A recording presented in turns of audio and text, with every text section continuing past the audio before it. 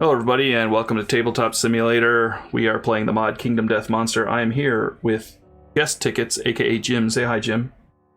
It's time for the A-team. Yeah, I just want everybody to know I did upgrade my monitor. So I've been having some problems with OBS not liking my new setup.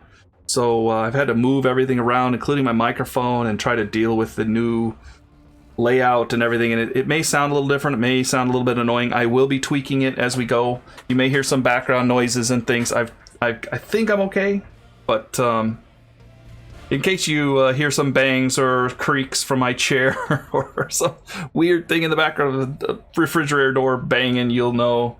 I will fix it later, but just to get things rolling here, I think everything is recording okay. I think it's working okay.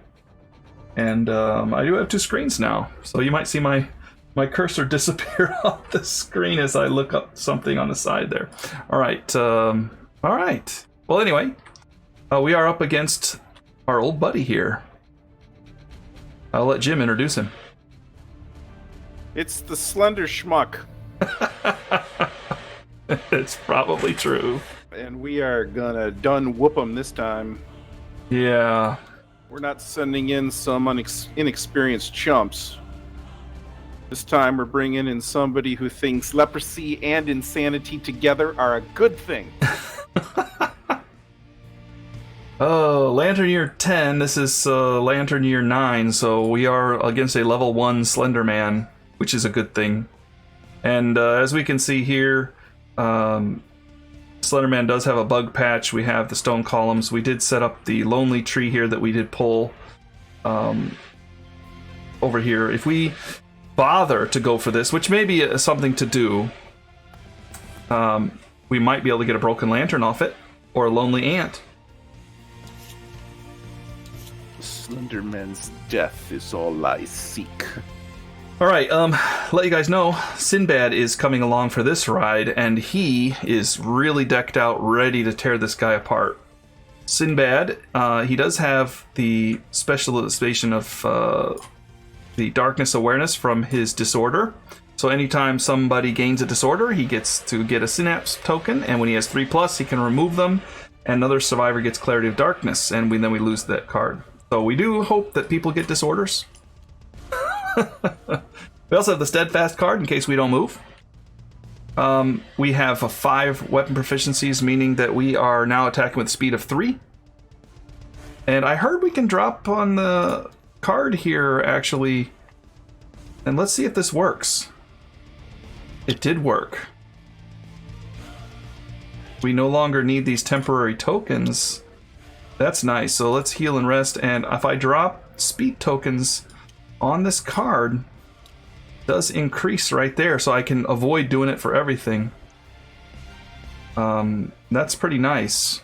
So I don't have to worry about the cumbersome. I can attack with a speed of 2, and I can attack by moving and swinging with this thing. So yeah, and also I get accuracy tokens of 5 now, so I'm going to dump those on here as well. And thanks to my commenters for giving me that advice.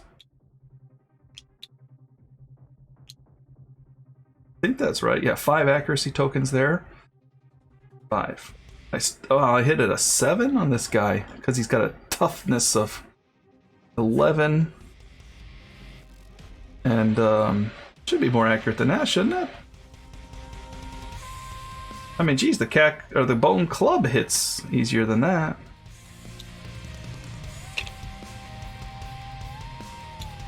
So if I dump these tokens here, an accuracy of 4. If I dump them on the card, yeah, there we go, accuracy of 4. Well, you got to check that. You got to watch that there. That was saying it's 7, but I had 5 tokens there. Guess you better stack them up before you drop them. Still have my speed. Everything's set up. Looks good. So if you do have a bonus to anything, you might want to consider doing that. All right. To let you know, I do have blotted out. I've got an extra dodge in my pocket. I've got the rawhide set. I'm not insane, but I do have the immortal card, so that if I am insane, I take it to the brain instead of anything else. If I do get hit, I lose. It suffers 1 less damage, so that's good. But I do have to worry about that severe injury table, but that's all right. I got some acanthus here. And I'm going to eat everything I run across, which I'm not going to run across anything at this point. All right, my next person here is a no-name. Coming along just to soak up some damage here. Spear, most of the screaming set, I guess not all of it. Lucky Charm, do maybe some lucky hits. I don't think there's much to hit on the Slenderman, though. And I'll let Jim introduce his people. No Name's job is to soak up some damage. Maybe the name's cannon fodder. Yeah, for the time being. I just think it's funny that the person that thinks insanity and leprosy are a good thing also wants other people to get disorders. That's somebody you want to roll with in combat. Yep. I have Lexi. Lexi is bringing both the Bone Club and the Catgut Bow, which are cumbersome, which is just fine because she's got motion sickness.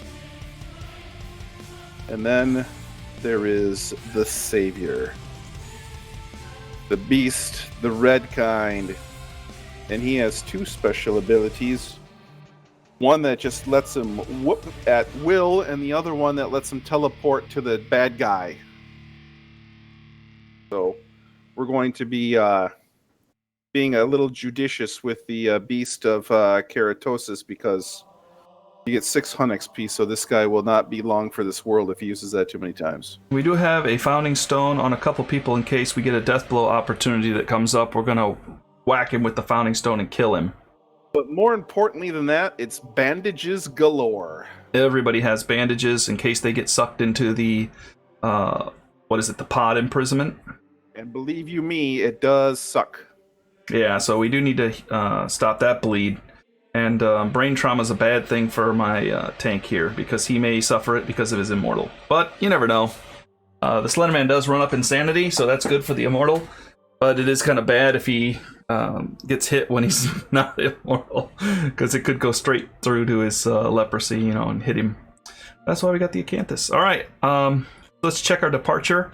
And I heard that when we are departing against a nemesis like this one, we actually go first. Because he comes to us. Now, departing survivors do not hunt. Instead, they select the table here and showdown accordingly. And let's see. Yeah, we go first. Survivors are defending their home. We have to set all survivors' insanity to 0 against the Slenderman.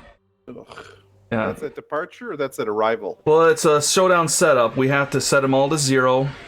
And then we are defending our home. We go first, and then we have this terrain card. He's in the center, and we're in the corners. So we do set everything to 0 anyway against him. So there's no departure and no arrival?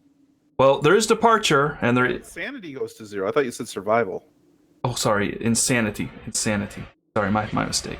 I seeing insanity...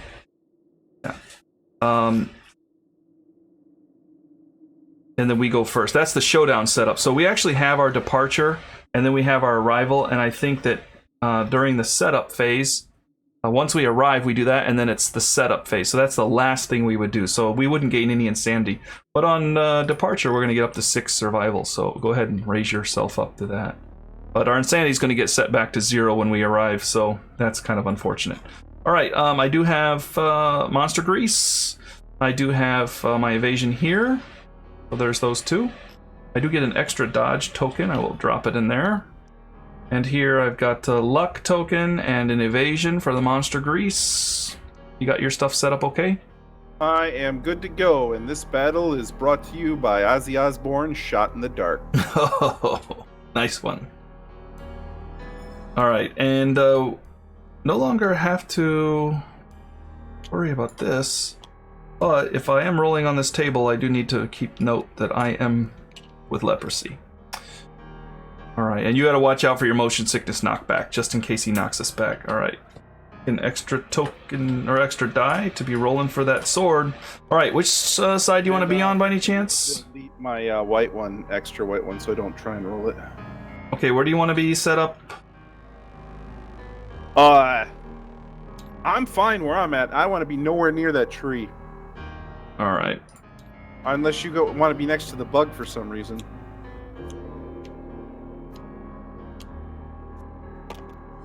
Not necessarily. This is our pods, in case we, need to use it. Okay. I do need somebody with a spear. It's a lady. It's a lady. Okay, it looks like my recording's doing pretty well here.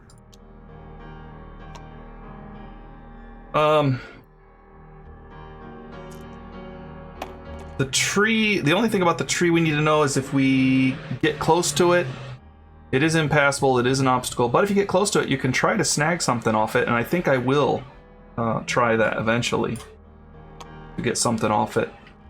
We do need to see what the Slenderman cards are coming up, you know. See if we can't stack the deck in our favor a little bit. Alright, we're first. Any plans? Move and stack, maybe? Yeah, I mean, the closer we are to each other, the better it's going to be. I'll move up here. And then I will do the rawhide headband, okay? Yeah. There's an advanced card coming up. The advanced card is insane threat with the most insanity. Nobody, so he would do amnesia, where he would give us all a little bit of insanity and disappear. But that's not bad, actually. Yep, I'm not worried about that. Because there's nobody insane. And then the other one is just a random survivor. He's going to give us insanity and try to ensnare us. So I'll put that one on the bottom. And then the Slender Sickness I'm okay with. And I'm done. Then I can scream. Do you want me to scream? I don't. Well, do we want insanity? I mean, it's gonna get. Yeah, I think because it goes upside your head.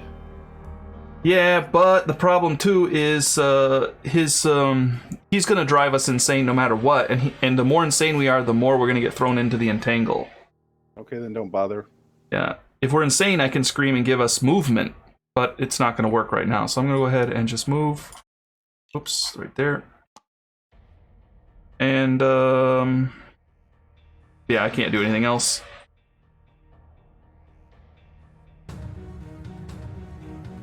Done. You could go after the bug just in case you can't get, but you know. I'm gonna cat eye circle it. With you don't have it on that character. Oh, that's right. I don't have it in this game.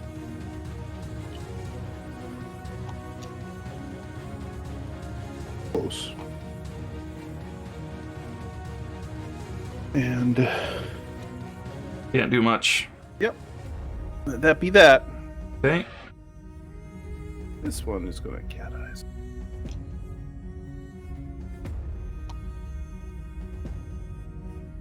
Alright, here we go. Impervious. You have blotted out, you have +4 to luck. Ooh, and the trap already. The trap performs a basic attack against us and ensnares us all. It's actually not a bad thing to hit the trap right away, but 3 attacks, 4+ to accuracy, and 4 damage is painful. But we're gonna have to spring it. So, really? You want to just keep circling it down? I mean, yeah, we could, but I mean, I think, well, oh, the other one is if you have no fur armor. I do have fur on one of us, but not on the rest of us. So this giant fingers needs fur armor, otherwise we gain a bleed and are knocked down. We have bandages. We do have this. This impervious would be great for the guy with the blotted out. +4 luck, dude. I'd be critting on a 6. Yep. Or a 5, right? That'd be a 5 with +4 luck. Yeah, I'd crit on a 5 on that cartwheel. He's gonna disappear. I can bring these back out. I'm not gonna worry about it right now. Yeah, he's gonna disappear, and then he's going to perform gloom on any random survivor, and then they're gonna gain insanity, and then he's placed the monster in the corner of the showdown board. Then he's gonna move far away from everybody. Actually, if we stay where we are, I've got a plan. Okay. Let's call me crazy here. Okay, so we know the Gaze of the Eyeless is coming up. He's gonna perform amnesia. Okay. Then he's going to randomly hit somebody with gloom. As long as we're not ensnared, we could be ensnared, okay? We could be. But as long as we're not ensnared by Gaze of the Eyeless, he's going to go to one of the showdown corners closest, let's see. Yeah, close or furthest from the most survivors. So whoever is closest to the corner, or whoever's the furthest from the corner, he's going to appear. Like, right now, he would appear in this corner. You know what I mean? Okay. If everybody gets, if green, blue, and white get a little bit towards the middle, or get a little bit back towards their corner, and Sinbad stays right where he is, or moves a little bit more out, he's going to perform this Gaze of the Eyeless. He's going to attack somebody. As long as we don't get ensnared, he'll go into this corner over here. And then I'll move up on him and I'll whack him with, and I'll get that critical hit maybe? Oh, but he'll attack me back too. Impervious location won't even injure him. Even if I crit on him. Well, the critical wound does do a wound, though. Otherwise, it doesn't do anything. I have to crit on that to give a wound to him. But he does do a basic attack against me. And that basic attack hurts a bit, if I'm not insane. No. Cancel what I just said. Just forget it. We're going to have to just get into the middle like our plan was.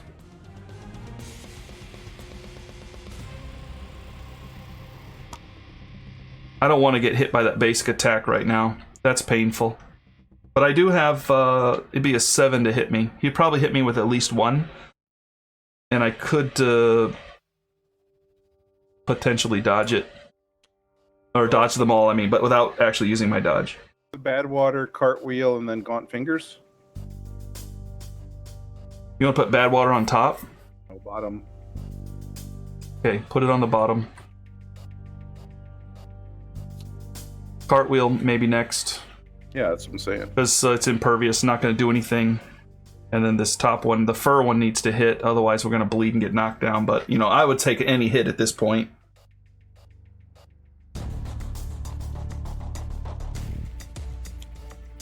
Okay. Okay. Sounds good. Next turn, he's up. Alright. And this is where he has no target because none of us are insane. So he'll perform Amnesia. Amnesia, we remove him from the Slenderman from the board. We all gain 1 insanity. Good. Put him right here by you. My friend.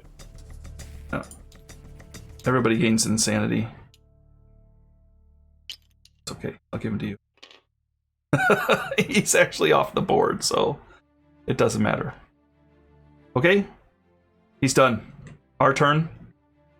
Sinbad will go right here. I'm going to go ahead and try to grab that nightmare tree. I'm going to activate. I rolled a skull. Of course I did. I gain a lonely ant resource. I suffer 1 damage to the arms. At least I gave you something for it. Yeah.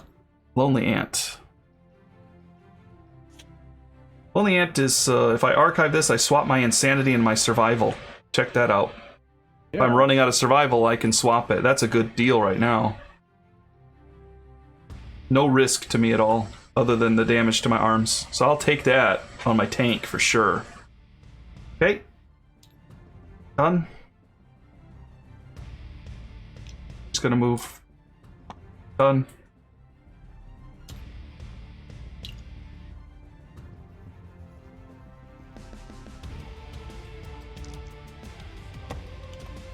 Eight. Should be pretty good. Yeah, it's just a vermin resource. Come on, it's something yummy. Well, let me shuffle it.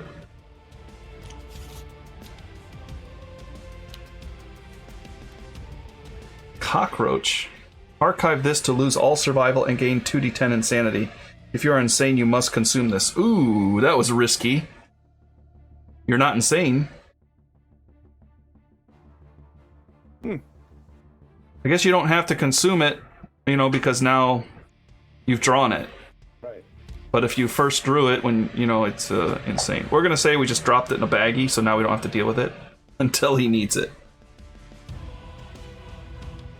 We don't mind losing all survival in the settlement. And that's it for you, I think. Yep, that's all I got. All right. Fasten the token next turn. All right, now things get real as the Slenderman is now doing what the Slenderman does. He's going to target a random survivor. You want to get rid of the bug patch, or does it stay there? Oh, no. It's gone. Lantern is nobody. A 2, that is the Beast of Caratosis. We're calling him the Beast. All right, he will perform Gloom, where he will appear, as far as he can from you. You call him like Chosen One or the Savior. Beast of Caratosis. All right, you gain 1d10 insanity. You will gain 8 insanity. Uh-oh. And he's going to ensnare you. And ensnare means, each survivor rolls, or you roll a d10. If your result is higher than your insanity, or a 10, unless it's higher, you're going to the dark place. Well, I got 9, so here comes a lantern. Oh. 5. So you're going to the dark place, which is putting in the pod there. Dark place. Now, it's gonna reset to 0, but you are imprisoned, and let's see. Suddenly, the ground gives way. The survivor is swallowed. We've read this all before. If the survivor is trapped and gains pod imprisonment survivor's card, they will attempt to break free in subsequent turns. So you can read your pod here. And it does say, at the start of the survivor's turn, you will struggle. And then, this is what we didn't want to have happen. This is why I said ignore it for also. He's going to... after he's done with that, he's going to place the monster in the corner of the showdown board furthest from everybody, which is going to be right here. So that was what he was planning on doing, and I figured it was probably going to happen. Especially with a D10 to the insanity. Alright. And then he is done. So now it's the start of our turn, so now you have to struggle. So you roll a D10.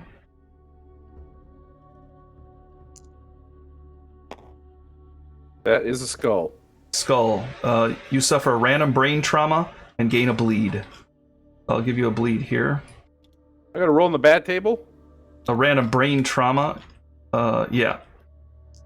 Sheesh. Yeah, that's the worst thing you could get. Don't roll a 1. A 3, you lose 2 levels of weapon proficiency. Well, you had 1. You had 0, so that's about the best thing that could happen. You know what I mean? I guess. And I got to bleed? Yeah. But you got bandages. Nothing else to do. That doesn't burn my action, right? Oh, that's just your struggle. At the start of your turn, you just automatically do that. Set your insanity to 0, too. Now it's to 0? Yeah, it resets to 0 when you're in there. Boy, this is complicated. Yeah, when you jump out, then you have a chance not to be ensnared quickly. Okay? All right, we're back up, so you're stuck in there, so why don't you use your bandages? I have no means of getting myself out. Yep, I'll use my bandage, but I'm just going to put this... Well, that's not true, exactly. You can do your... It's kind of interesting. He transports you, but you can also do your Beast of Caratosis. At the start of your next act, next turn, you reach into the dream and disappear, and then you appear next to him. So you can actually choose to bypass the struggle, although you will struggle one more time, but no matter what happens, you will appear next to him. Unless he's not on the board. Unless he's not on the board, then we have to decide what's going to happen. If he's not on the board, you can't place yourself adjacent. So there's nowhere for you to go. So I stay in the pod and use bandages. You may concentrate. If you do, perform Beast Caratosis at the start of your next act.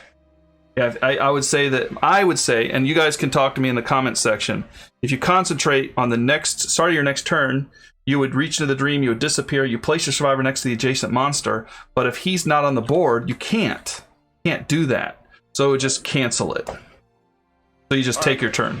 I'm going to concentrate. Okay. So you don't get an attack. Your speed is equal to your red affinities. You automatically hit, and you gain strength equal to double your red affinities. You better maybe not. If you hit, you automatically are going to hit how many times? 2? I have 2 red affinities. You automatically hit twice. For those in the viewership who don't understand, I got a red affinity just for being awesome. The worst part of this, we have a trap involved here. If we hit, No. So the first one's impervious. You won't even damage him. The second one's the trap. The third one's the trap, isn't it? All right, you talked me out of it. I'm just going to use bandages. Yeah, that's what I would think. Let's save that for when we get rid of that trap. When we know we can, like, unleash on him. Okay. Next, Sinbad, maybe? Sinbad will run over here. And he will rawhide headband. Threat with the most insanity, that's all of us. I can pick them.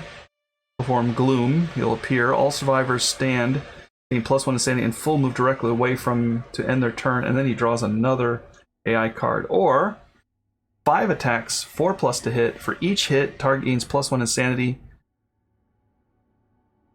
after the hit. Five attacks is kind of crazy. If the target gains the pot of prison status card, cancel the rest of this attack.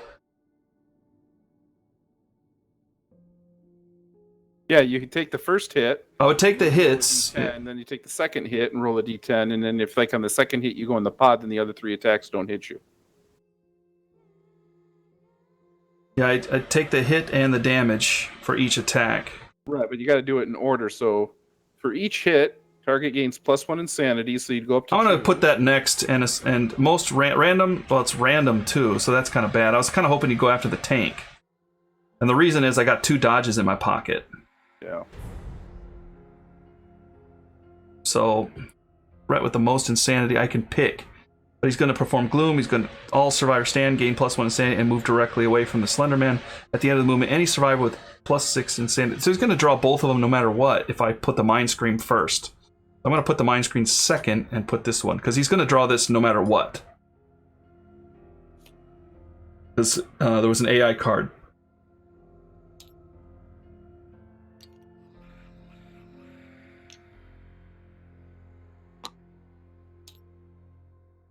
Okay. Done. Okay, his turn. So this is random insane survivor. There is no random insane survivor. That's good. So he does amnesia where he disappears. I'll move him off, and we all gain 1 insanity.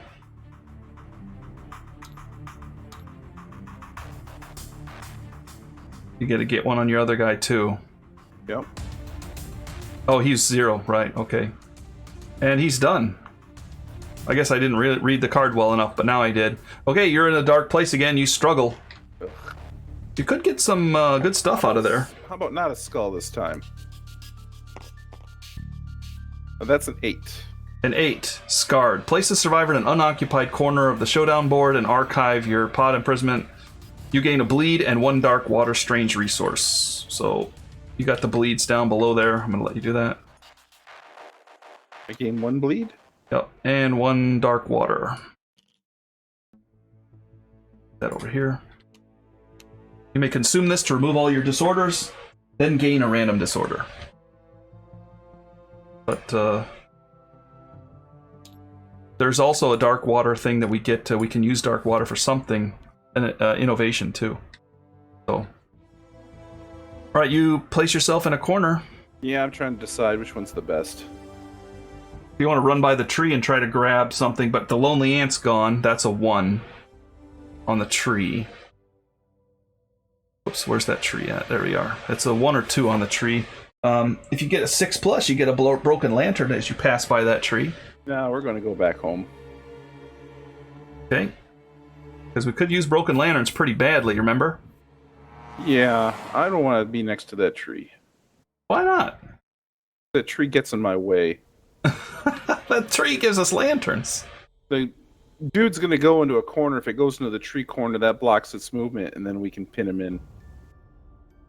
Okay, well, anyway.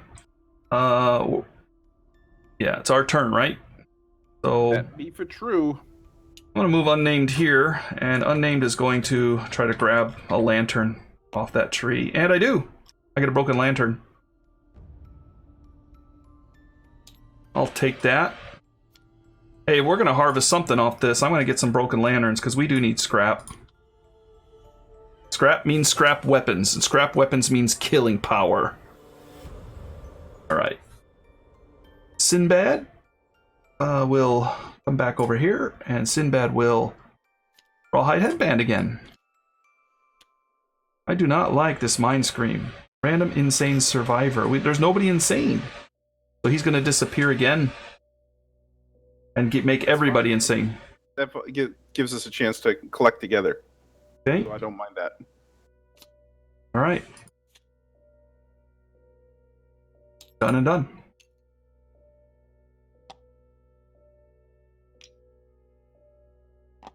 Done and done. Passing the token. Next turn. We're playing cat and mouse with this guy, but hopefully not for much longer. Again, random insane. Nobody is insane, so he will disappear again. And he's already disappeared, but we all gain insanity. Now we're all insane. Oh, most of us. Well, yeah, except for one. Alright. I will ready in action to hit him when he comes out. Wait, wrong game. Alright, with Sinbad, I'm going to Rawhide Headband again. He has a mood coming up. And whenever a survivor gains insanity, they gain an additional insanity, and he's going to perform amnesia again. Anyway, he's going to do it no matter what. So let's put the Mind Scream down. Time to get musical. Yeah, we'll put the Mind Scream down and the Dark Hour on the top. Or do we want to bring the Mind Scream out finally? Threat with the most insanity. There's two of us here.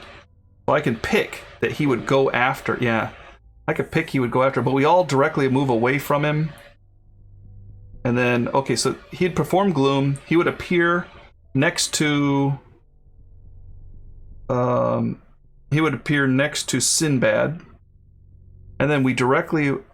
let's see, all survivors stand, gain +1 insanity, and full move directly away. At the end of the movement, any survivors with 6+ insanity are knocked down and gain a bleed. Nobody is. Then the next thing he's going to do is draw that Dark Hour card. He's going to perform amnesia. He's going to be gone again. He's going to come in, he's going to hit us with insanity, and he's going to be gone again. So I was trying to keep him on the board, but yeah, it's not going to work. We'll let him be gone, and we'll try to play it off with the harp. Okay, next turn, let's see, we're still up, so Sinbad's done. Unnamed survivor will take up position, it's right here is good. And I could scream, but it'll give you insanity. So it wouldn't help. Alright, I guess I'm not going to do anything, so I'll just pass. Lexi, want to grab from the tree? Yeah. No, you want to be here, right? We want to clump up, don't we? I'll be right next to you. Yeah, why not? Back to back against this guy. What happens when you've got something that's drifting in and out of the shadows hitting you? You back to back, right? 5 is not high enough. 5 is just knocks you down. And I get a bleed. Oh, yeah. Told you, tree sucks.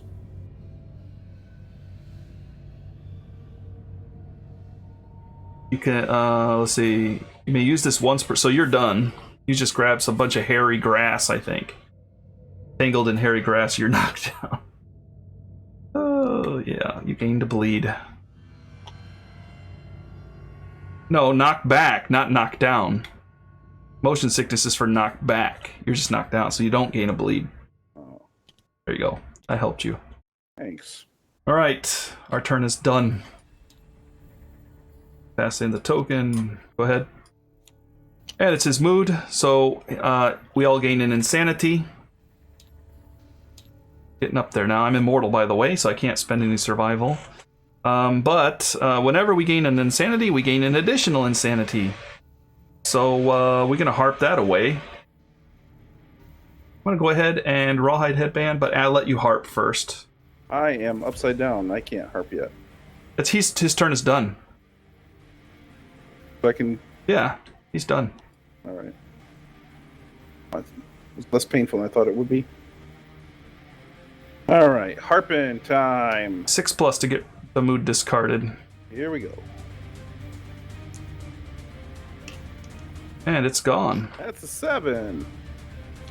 Okay, and that's good for you. Yeah. And I will Rawhide Headband again, which I'm putting this to good use. Little ones. All survivors perform amnesia, then place the monster at the center of the board. No matter where the survivors turn, the Slenderman appears to be standing right in front of them. Each survivor suffers damage equal to their insanity to a random hit location. If a survivor suffers damage to the head, they are knocked down. Ouch. That's terrible. Mm-hmm. Well, that's... The other one, Mind Scream, he's going to draw an extra card. We can't avoid it. Yeah. We can't avoid this. Yeah. He's going to perform amnesia. And amnesia is when he disappears and we all gain insanity. And then we're all going to suffer that damage to a random hit location. Yeah. Well, we got Acanthus if we, die. That's exactly what I was thinking.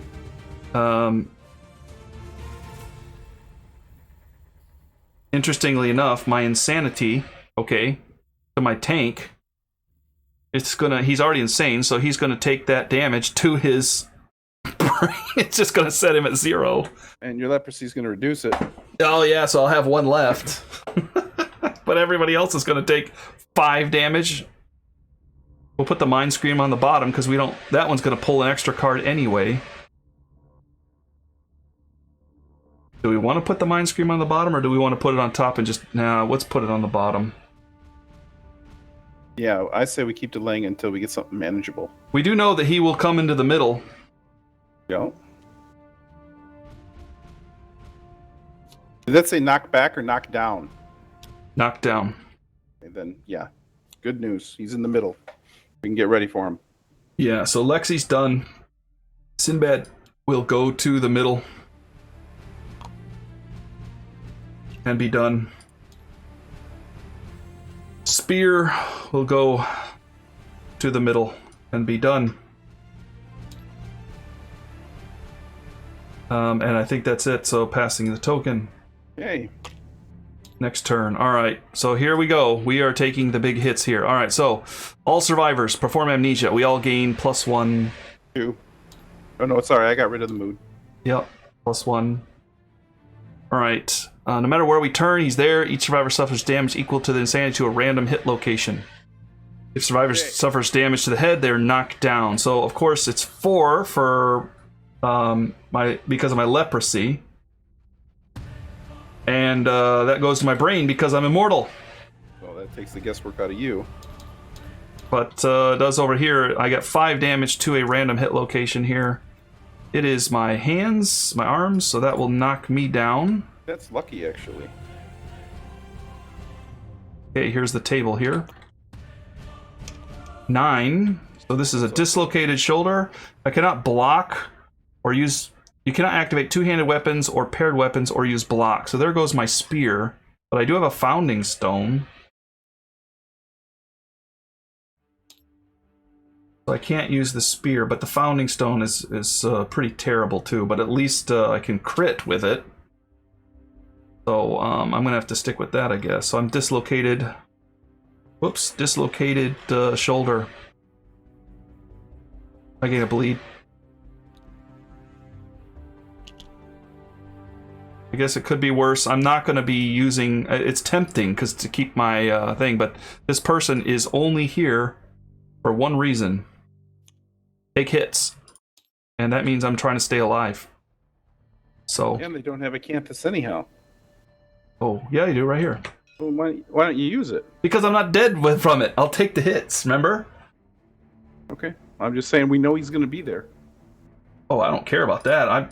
I don't want to get an arm ripped off thing and dead. Okay. I'm just trying to stay alive to give Sinbad a chance to win. And the Beast of Caratosis, Mm-hmm. So this is not a kill shot. This is not an Acanthus shot. That's how this is going. Because we're going to take wounds. All right, you got to roll it for me now. Okay. No waist, no head. Foot. That's acceptable. I don't have any armor there. Might as well just eat it. So if you roll a 1 or 2, you're blowing your Acanthus for sure. And I would recommend suffer anything else. Hey, a 9. Bloody thighs. Gross. Yeah, we're not going to talk about how that happened. Interesting. Interesting. Yeah, wait, come on. Copy, paste. There we go. Ah, that's not too bad. I mean, could be a lot worse. And the other guy here gets it too. Yeah, also, legs or arms? Do I get knocked down? I think if survivor suffers damage to the head, you're knocked down. Okay, so... oops, that went to legs, I think. I rolled that. Oh. That doesn't waste my armor. Legs. Roll another 3 or a 9. Or a 6, torn Achilles. Your leg cannot bear weight until the end of the showdown. Whenever you suffer a light, heavy, or severe injury, you are knocked down. Skip the next hunt, gain a bleed. That's not bad. Okay, so skip the next hunt. Check. Not like we're taking you out anyway. Torn Achilles. Oh. And whenever you suffer any light, heavy, or severe injury, you're knocked down. Yeah, I gotta get myself one of those tokens to remind me. Okay, yeah, just drop it right up here on your... Yeah. Okay, and you're knocked down as well because of the heavy injury. Yep. All right. And then he reappears. Right in the center. I'm going to turn him away from us. As he should be. We're giving ourselves every advantage. He did pick all targets. Actually, to be honest, probably survivors suffer damage to the head location. They are knocked down. If they suffer damage equal to understanding a random hit. To be honest, because he picked us as targets, he needs to face us. That's just the way that's going to work. All right. I'm going to encourage... And I did get picked as a target, too, so actually my insanity would have went up 1, but it doesn't matter because he knocked it back down. It would have just went down even more. Yep. All right, I'm going to go ahead and encourage. Here's my die to try to see if I can encourage anybody without losing my die. I did not lose anything. Nice. So I will encourage... I'll encourage the Beast.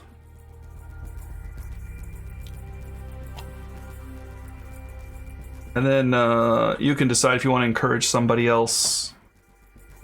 Yeah, I'm going to encourage Lexi. Okay.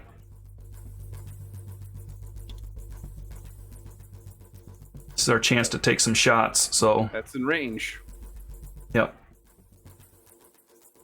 And we just want to leave green down because green is not that good anymore? Or do we want to get green up because the Founding Stone does hit on a 6 and crits on a 9? I'll leave that up to you. I would say no. We remember what cards were coming up? There's the trap. Right. And I would probably prefer to be insane before I would trigger that with my tank. So if we want to take a couple shots, I would say the first one's impervious.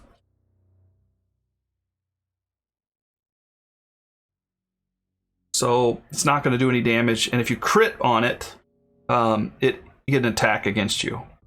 The second one is a fur armor, which teleport to you? the fur armor, you're going to get a bleed. Yeah, he teleports on basic attack. Okay. If you crit. I'm not going to attack with Sinbad. You're not going to attack with Sinbad? No, because then I'll crit and he'll hit me and he'll rip through my armor. He's going to fire. Okay, go ahead. You need a 7 to hit. Yeah, you got the one there. Oh, that's the icicles one. Yeah. Okay. Yeah. It goes fingers and then it goes... Oh, I thought the impervious was first. Okay, go ahead. Lexi's the one that needs to move the trap. Oh, you critted. Nice. You remember how brave you are. Attacker gains +1 courage. Hey! Then we move that card that we... Oh, that card is the mind scream that we hated. You know, I flipped it. I'm not supposed to do that, but I didn't know what it was, so it doesn't matter. But you did get a courage out of that. I did. That's nice. Finally, we've hit him. Trap is... Well, the impervious is next, and the trap, so... I'm gonna go. You gonna take a chance? You Okay. gotta set it off. Don't forget, you have the counterweighted axe. Yeah. Yeah, that's why I should go. I'm gonna go behind him. 1, 2, 3, 4, 5. Yeah. Okay, counterweighted axe, 5 to hit, 5 to wound. But of course, you have no chance of wounding unless you crit. Then he's gonna tear into you. If I crit on the attacks, it's on automatic wound. Yeah. Okay. Oh yeah. Haha, you hit one. This is that one that's impervious. If you crit, you do get survival back. Nope. That worked out pretty well, I think. Yeah, the trap is next. So, however we want to deal with this. Now I can. Unnamed survivor is still down. Sinbad. Sinbad will rawhide headband. Hang on. Do we want to have green proc the trap? Trap hits everybody. Everybody next to him. I don't remember how that works all of a sudden. I think he just dooms the target, but I can't quite remember. I think he dooms Right, so- dooms everybody, gives everybody, and then I think he performs gloom after it too. I'm just saying, if a one person's got to go in the pod, we might as well send green in there, right? Okay. Doesn't that track? Yeah, I guess so. I mean, they got the gimpy arm now. Yeah, okay. That means we got to encourage. Yeah. So then Lexi will encourage. Right. All right, the green will go up here and try to spring the trap. 5 to hit. 5 to spring it. There it is. Good. Get it? All right, so all survivors of Doom perform a basic action against the attacker. So he's going to spin around here, and he will attack. 3 attacks, 4 plus to hit, but 5 actually. Got knockback and all kinds of nastiness, and then he ensnares everybody. How many was that? How many? Let's see. 3. Okay, 3 speed. 5 to hit. 3 hits.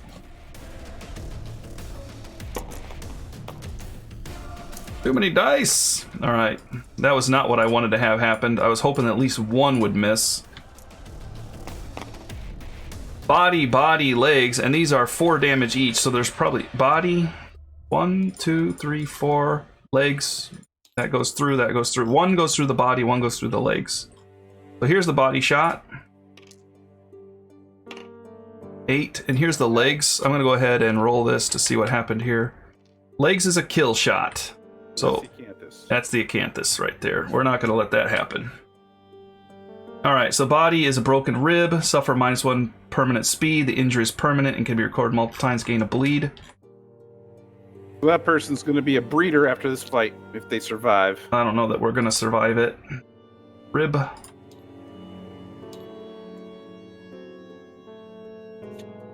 And -1 speed. So that got even worse. But yeah, the point here was, like I said, yeah, to spring the trap. All survivors suffer ensnared. So ensnare, as we recall, is we have to roll, and we have to roll under our insanity. Or above it. We have to roll above it. So this is for red. He's okay. Oh wait, he performs amnesia too. Yeah, so we all gain 1 insanity.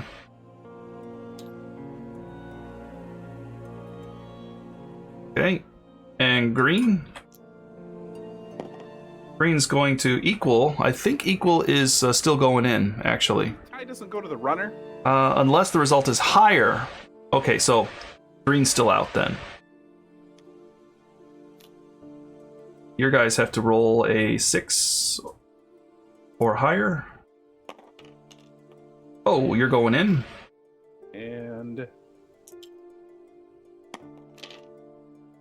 you're going in. I'm going in. Well, it's a chance to heal your bleeding. I still think that was the right call. Yeah, I don't deny that. But did lose the acanthus. So the next hit could be lethal. But the armor on the body did absorb enough. You know, did absorb enough. So I think green did good work there. And doesn't that free up red to go buck wild now? Yeah, I mean, red can now swing from the blind spot too. So, yeah, I'm. But he did form amnesia though, actually. So no. Red can't hit. Oh wait, hold on a second. I'm gonna have to dig that trap out again. I need to read that again. Where's that trap at?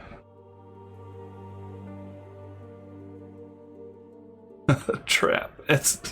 Oh, I gotta find the trap. Where? Okay, here it is. Okay, here it is. He did the attack. He performed amnesia, and he ensnared. So he's gone. Yeah. Well, I mean, we still had to proc the trap, but still. No, yeah, we did. I agree. All right. Go for a tree thing then. No, I already did. You only do it one time. Yep. Once per showdown. So the only one left is Lexi, right? Yeah. Or no, the Beast of Caratosis. Yeah, he's the only one left. All right. A little occupado. Yeah, Occupod. All right. Well, Sinbad will. Headband or whatever. Actually, you know what? I'm not. I think I'm kind of nervous about the bleed on green there, but maybe I will headband. No. I mean, bleed. I mean, that's what we got him for. I'm gonna headband because this could be lethal here. Both are in snares. Target with least insanity, that would be me. I would gain 3 insanity, put me immortal, perform gloom, and try to ensnare me, but those hits would tear off my insanity. So +3, that would give me a 5, so I could actually take 1 hit and I could dodge 2 of them. So I'm gonna put Do You Believe on top with most insanity. Yeah, we're gonna put that on the bottom. Because this one is Do You Believe. And yeah, I know. I'm wondering whether that's just not a call out to Fox Smolder. But you guys may come out with 0 insanity, so he may actually come after you. No, this is his turn, right?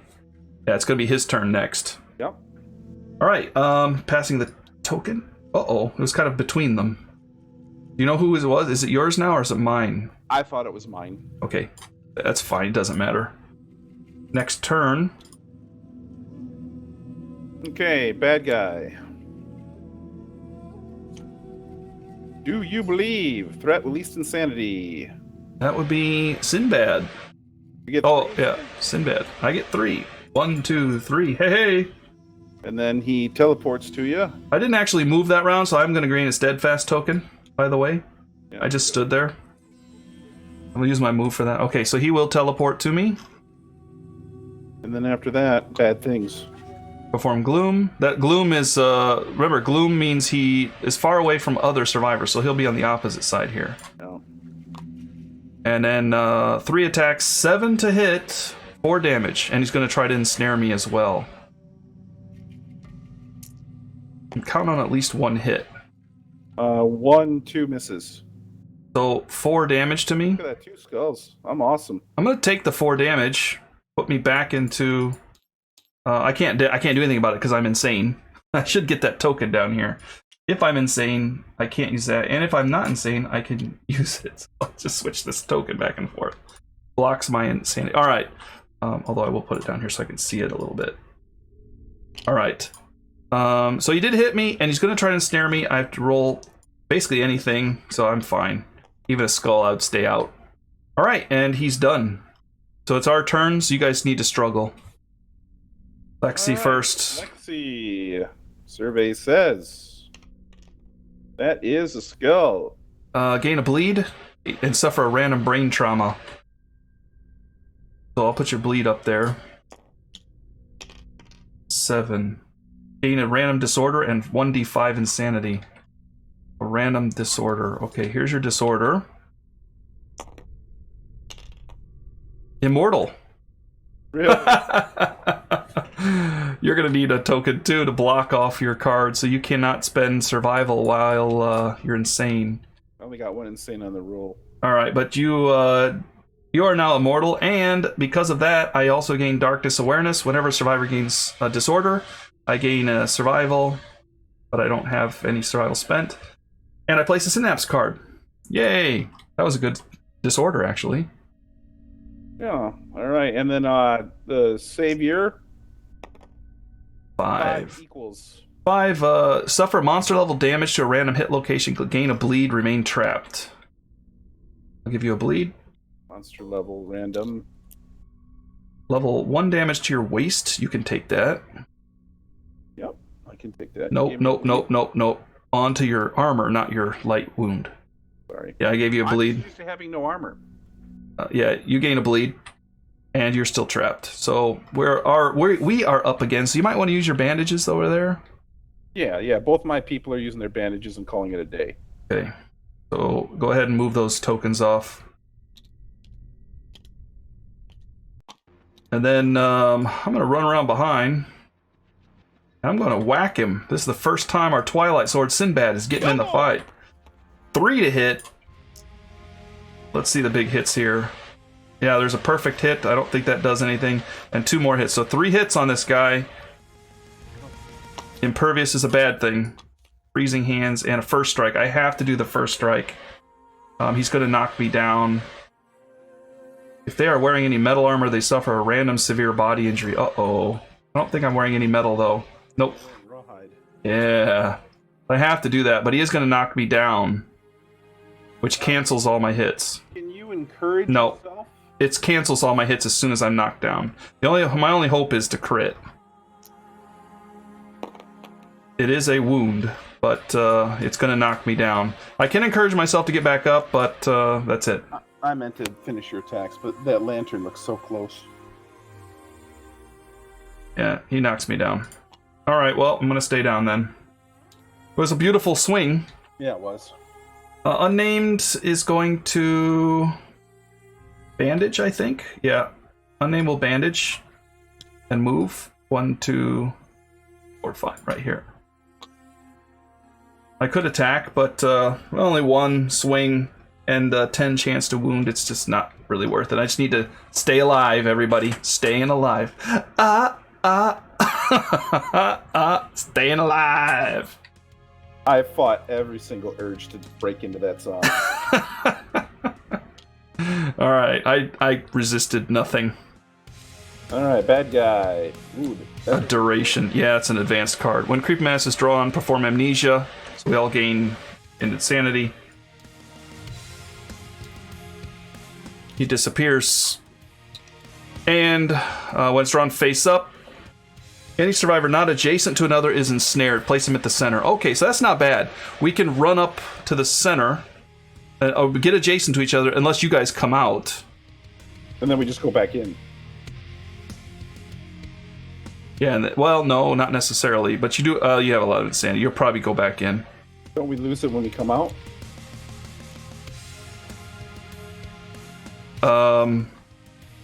Actually, when you struggle, you reset to 0 each time. Boom. So yeah, you will probably be okay.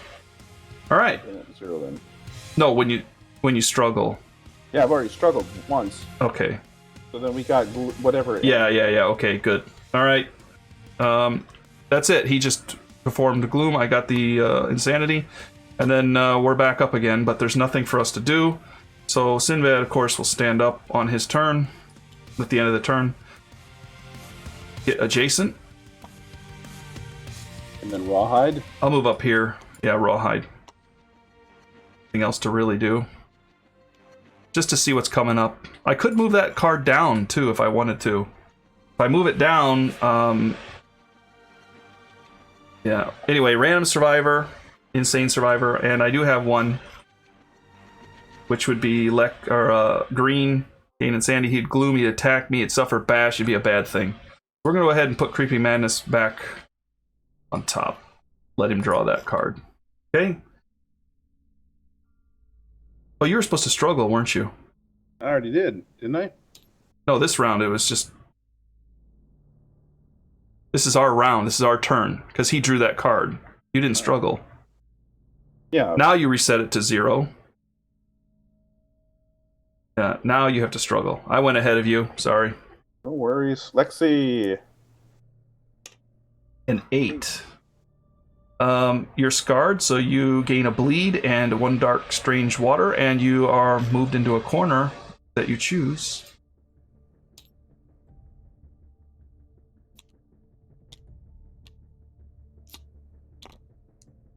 You can get rid of all your disorders with that card, but it's also going to get rid of your immortal. And get a new one. Did you get a bleed? I did. Why'd you get 2 bleeds? I had one on there already. Oh. Rolling I got it. time. Well, you do come out. Yep, I'm picking my corner. And you can cat eye circle it if you want. But, and he will, because he is going to be at the center of the board, so anybody not ensnared is going to be able to hit him.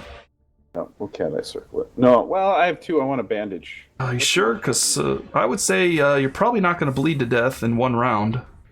You're probably going to potentially be okay. Famous last words.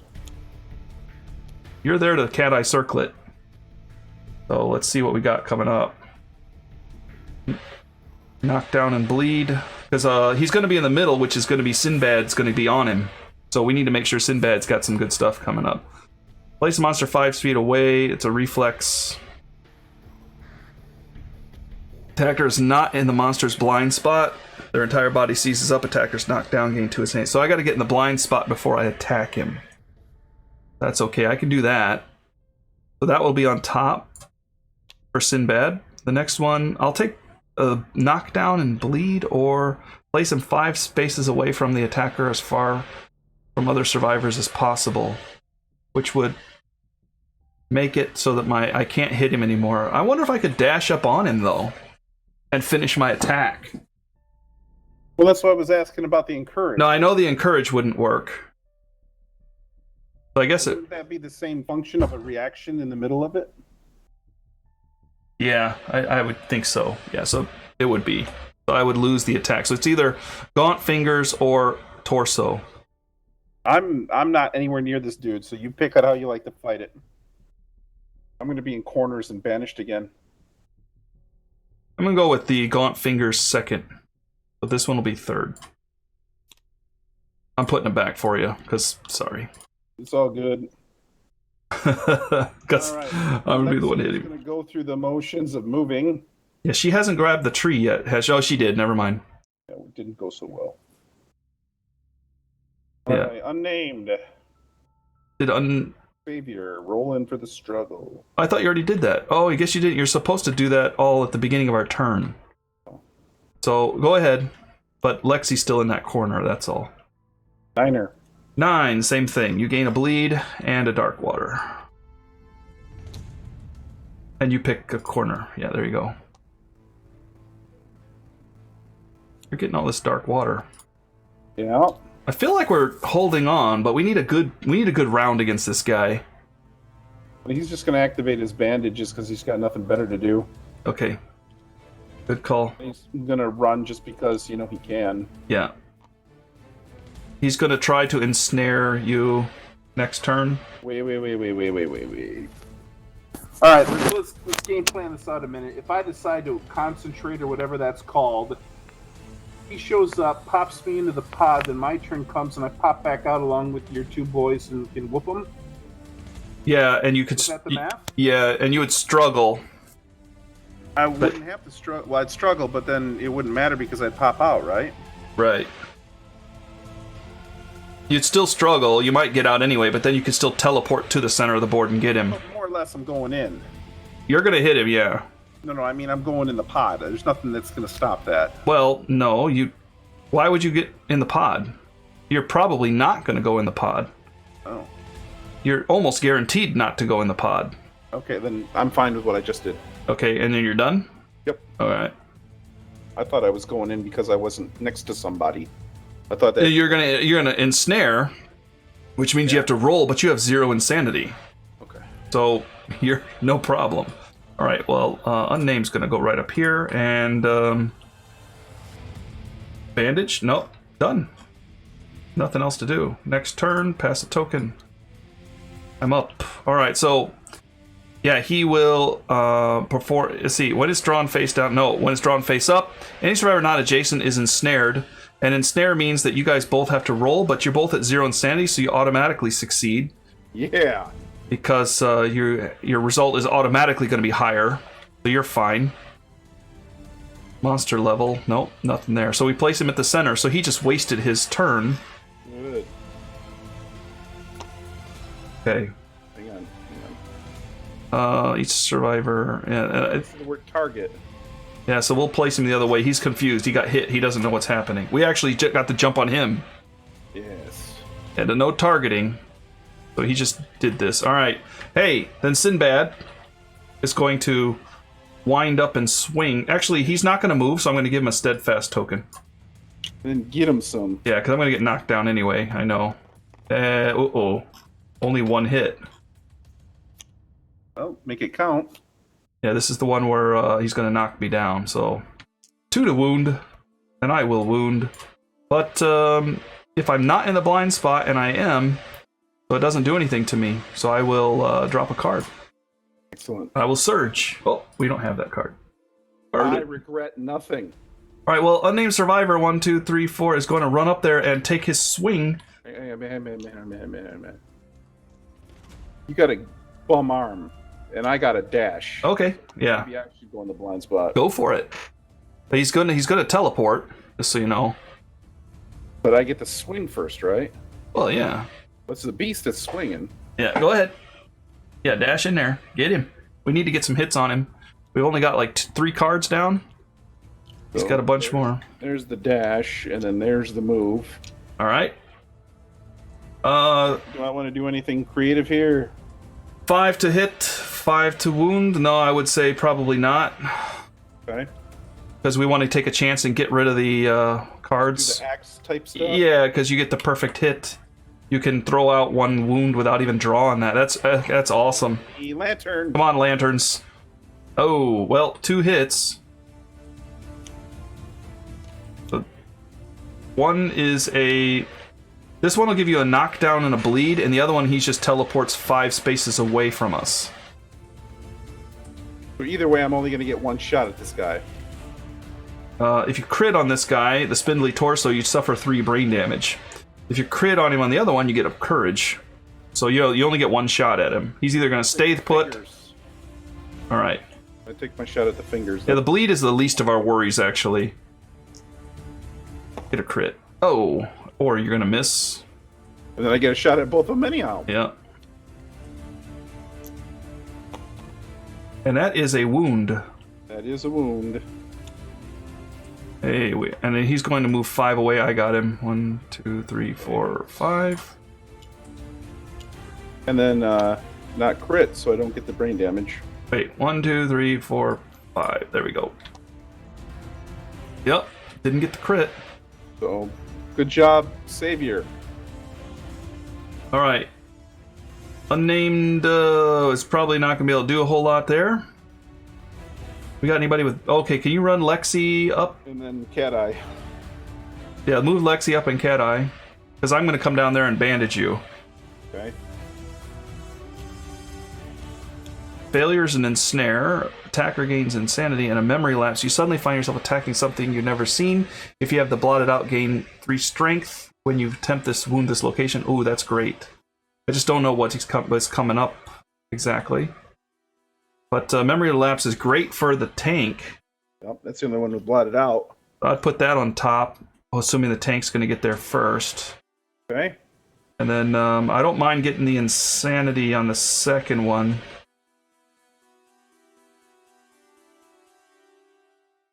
Well, that means it's going to go boots on the bottom and then abdomen and then memory lapse, right? Put the boots second. So abdomen on the bottom. Yeah, because that one teleports. If you wound, it's going to teleport you to the far corner. He's going to throw you into a corner. And then in theory, the tank swings first. In theory. That would be ideal. Green machine. Green's going to come down here and use bandages on Lexi. So get rid of those tokens. Much obliged. Hey, we're doing okay. I mean, we took some big hits early on, but we're doing okay. All right. Lexi's done.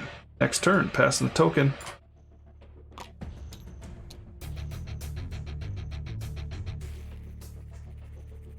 All right. Last card. Advanced. Lost in memory. Place him in the center. Every survivor without blotted out fighting art gains +1 insanity and is placed in a different corner. +1 insanity placed in a different corner. I'll put her up where she started. She's the mostly useless. Everybody back to your own neutral corner. There you go. Yeah, that's fine. No. Run by the tree, definitely. You can decide. No, I'm just kidding. You decide. What's playing with you? No, it's closer to red, and we may have to group up. You're right. All right. And then ensnare all survivors. So I have to roll on the first one. I have to roll a 2. No skulls. Okay, I'm fine with the first one. And then she has to roll an 8 or higher. She's okay. Lexi needs 2. You're fine. You don't even need to roll it. No, you need a 1. And then the other, you're fine. You don't even need to roll because it's equal to. Let me make sure. Unless the result is higher, or a lantern 10, go to the dark place. So equal doesn't work. Tie does not go to the runner. We made a mistake before. Unless the result is higher than their insanity, or 10. Yeah, you do have to roll it. A 1 will put you in the dark place. Okay, you're fine. And then he's done. Hey, I'm behind him. Okay. Can I swing, or do you want to move in cat eye again? We already got it set up. Oh yeah. Okay, that's right. All right. Cat eye after you kick his ass. I'm gonna go ahead and red token him because this is now I have 3 red tokens, and that means that I am now got the option of the steadfast, which is the next hit. When I have 2+, oh, I forgot. I thought it was 3+. When it's 2+, I can ignore a hit and remove all my steadfast tokens. I do on the next attack. So, hey, I am tank. I am tank. Hear me roar. Here we go. Yeah, I resisted saying that too. That's a perfect hit, but again, I don't do anything on perfect hits, whereas you do. You know what? Counterweighted axe is my second favorite weapon now. All right, so here we go. First, memory lapse. I gain 3 insanity. If you have blotted out, I gain 3 strength. So I mean, it doesn't matter because my strength is a 2. But I gain 3 insanity. Now I cannot use my survival anymore. All right, and now I will roll to hit, and I'm gonna probably hit. Yep. You only get the +3 for this hit, though. Just FYI. Oh, okay, yeah.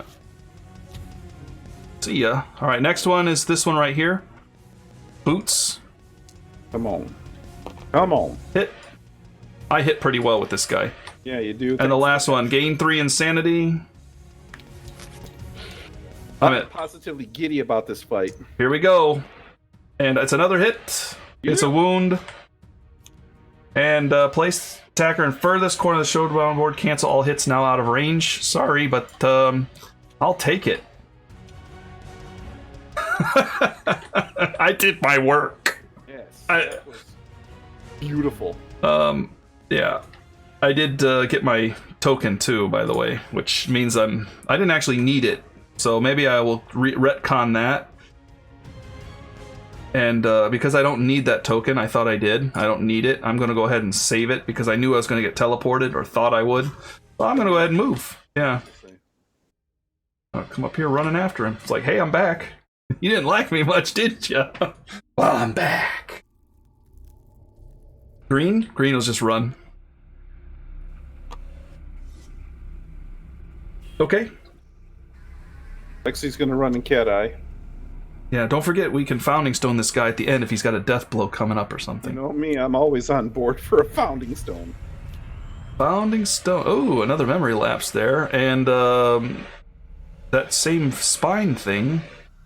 And +2 to wound. And place the monster as far away from possible. We're not sure if the tank's going to get up there next, but do we want to assume the tank will? Yeah, I think so. Okay, so then super dense at the bottom is what I would do with that. And don't forget, the unnamed survivor is not so crippled, even with the crippling blow. The Founding Stone is not so great, but crit is a 9.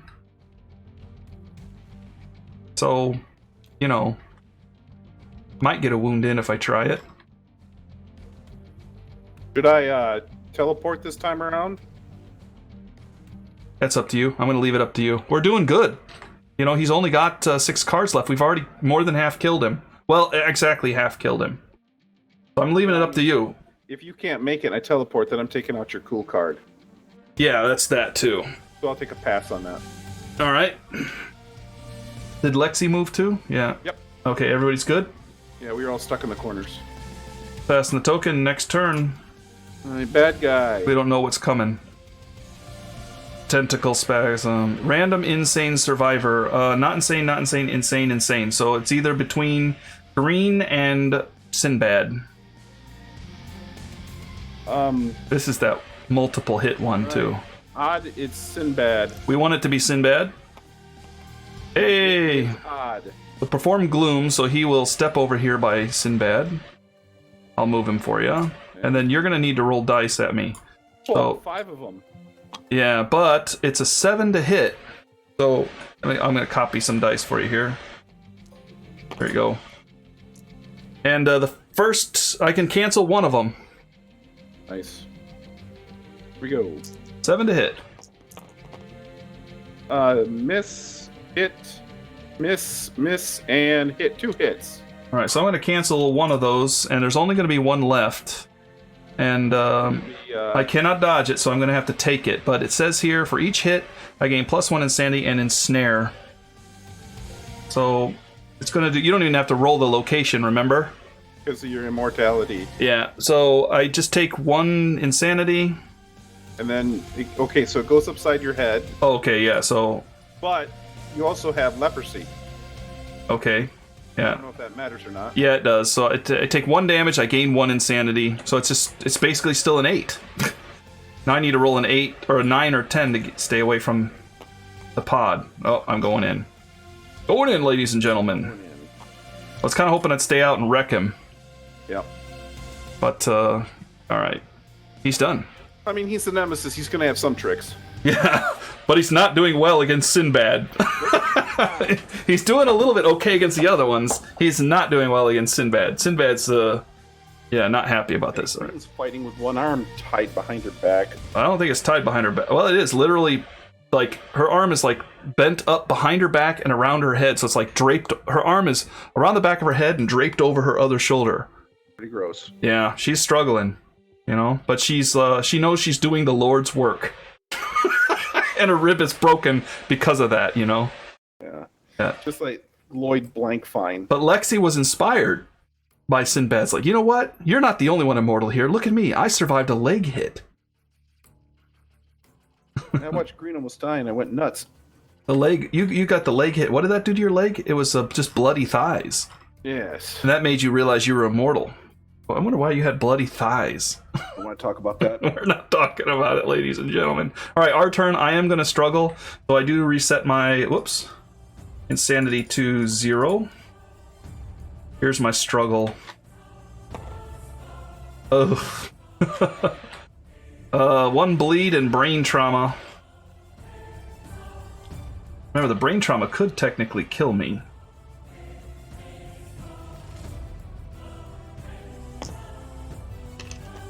And it did. Now there's nothing I can do about it, I don't think. Yeah, I suffer an extra bleed too if it's a brain trauma, but it did kill me. Nothing I can do about it. What happened? I suffered a brain trauma and I rolled a skull, which is mortal terror. I panicked in the end zone and dropped the ball into the hands of the enemy. Nothing I can do because it's against brain, not body. Can't swap insanity, can't do anything. I'm dead. Sinbad. Can you believe it? There's nothing we can do about it. What can I do? I'm looking. Just give me a second. Suffer a random brain trauma, gain a bleed. I gained a bleed. Brain trauma is mortal terror. I'm dead. Nothing to it. Can't rerolls, no takes backsies. Our beloved tank, who is doing so well against this guy, who is our ace in the hole, is dead, ladies and gentlemen. But the good news is, we do get a basic random resource. Son of a gun. What do we have? Hey, it's a monster organ. All right, well, that all went down the tube. Don't worry, we still have another immortal. And we still have the Beast of Caratosis, but we're going to have to start thinking about some victories here. Because we don't have blotted out anymore. So, yeah. Tank is gone. Bad news, everybody. bad news. We may need to think about founding stones. We got 2. That's 2 guaranteed wounds. He's only got 6 cards left. We may need to look for a good critical hit coming up. Can I go back down to the list of ones we've already done? I don't see why not. Oh, you're looking for a good crit? No, I remember a good crit. We haven't got it yet. One of the next 2 things, if I remember correctly, says that if you crit it, do an extra wound. Okay, well, okay, so he's dead, but it is our turn, so Lexi is up. So Lexi can still do the cat eye circlet if you want. But we already know what's coming up. The first one is that memory lapse.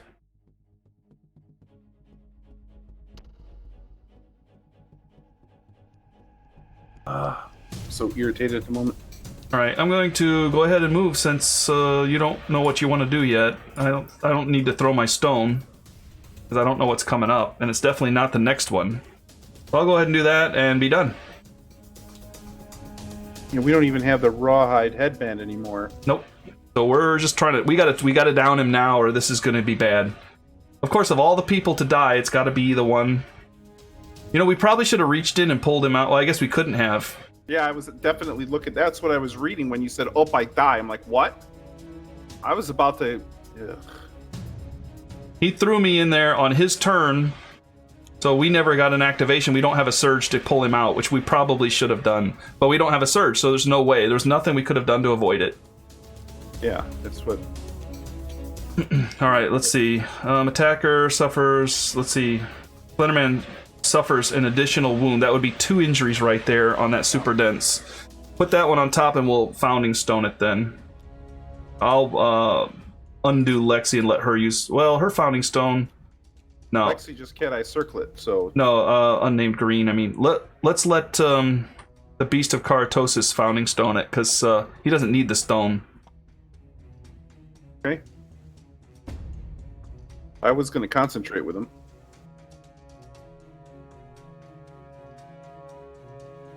Founding stone him, dude. You always wanted to do it.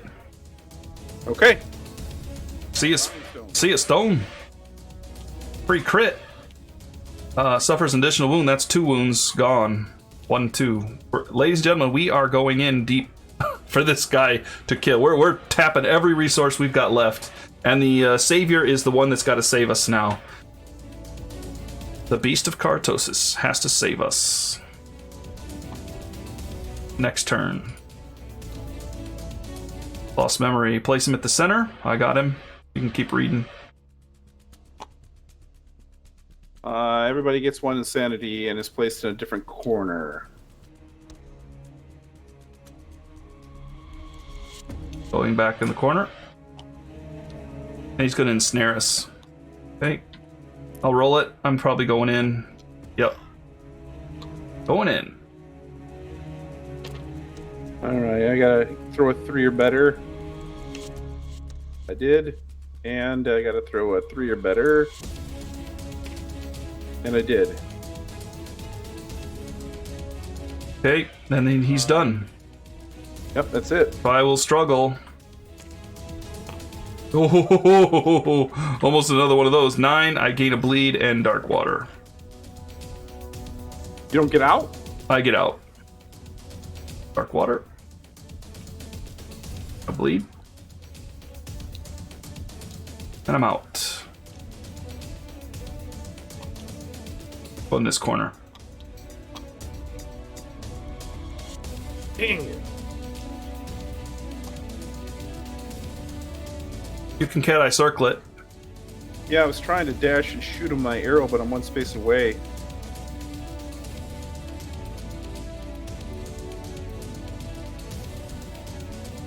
So yeah, I'm moving cat eye circlet.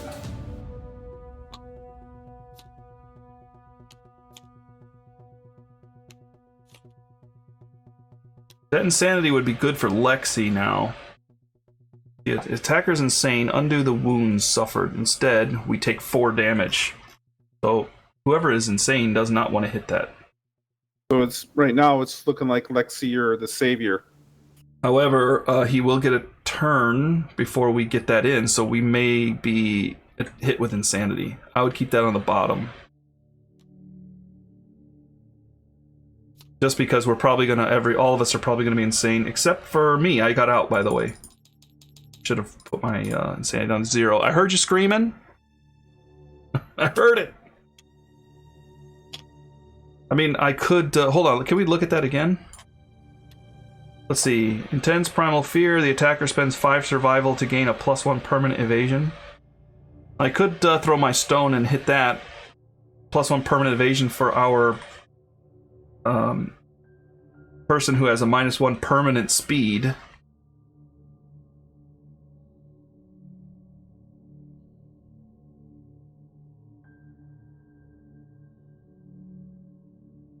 I'm torn, so do whatever you think's best. Distant tooth up. Sorry, that was me. I was just checking it. Yeah, I mean, I can see pros and cons to it. Well, the 5 survival is, yeah, I don't know. Okay, I don't want to do it. No. Hey, we'll save it for the critical kill. We'll try to find it. You know, is that Lexi doing the extended spine might not be such a bad idea. Go for it. Go for it. Well, what would have to happen is she would have to dash this turn. Memory lapse is also good for her too. She's not going to be in. No, not this turn. Next turn. She can't do anything. She just cat eye circleted. She can dash still and move. Yeah. If she's not insane, she can still use it. Yeah. And then if she crits, then she gets it all back. Why do you want to dash though? We don't know where he's going to be next turn. He may gloom right next to you. Or he may gloom after me up in the corner, and then you just wasted your dash. I'm still getting closer to you. Don't dash. Don't waste it. Save it for panic dodging or a critical dash. Then what's the order? I don't know. It's up to you. I can't do anything. You're the one that's going to have to be doing these hits. The only thing I can do is throw a founding stone and then just tear into him with my teeth. Because my arm is wrapped around the back of my head. That's about all I can do.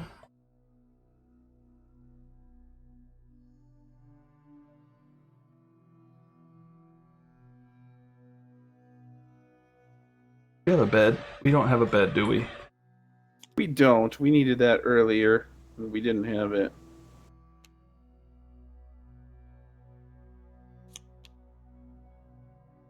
Okay. The Immortal might still save us on Lexi. That was a good pull.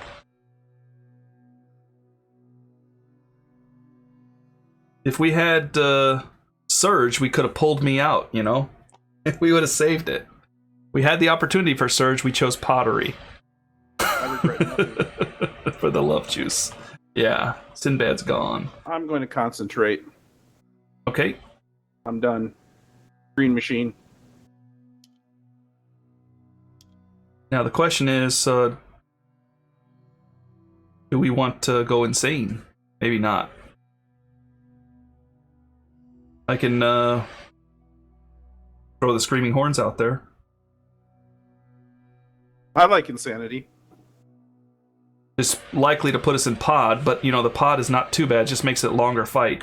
All right, I'm gonna go ahead and blow the horns. That's good TV.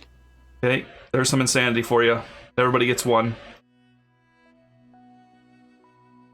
All right, done. Next turn. Now we're hustling. All right. Long arm grass, random insane survivor. Yay, that's you guys. Odds, it is Beast of Caratosis. It is the Beast. Target gains 1 insanity. Place 5 spaces away from the target, as far as possible from other survivors. Well, that's that way. I can't put him in that far. 1, 2, 3, 4, 5. So I'm gonna have to put him over here. Probably could put him down here, maybe. 2, 3, 4, 5. Okay.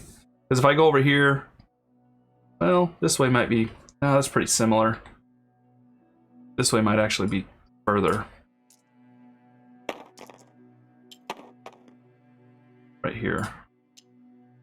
1, 2, 3, 4, 5. Yeah. That's about... Because you can't go in this corner because it's not 5 away.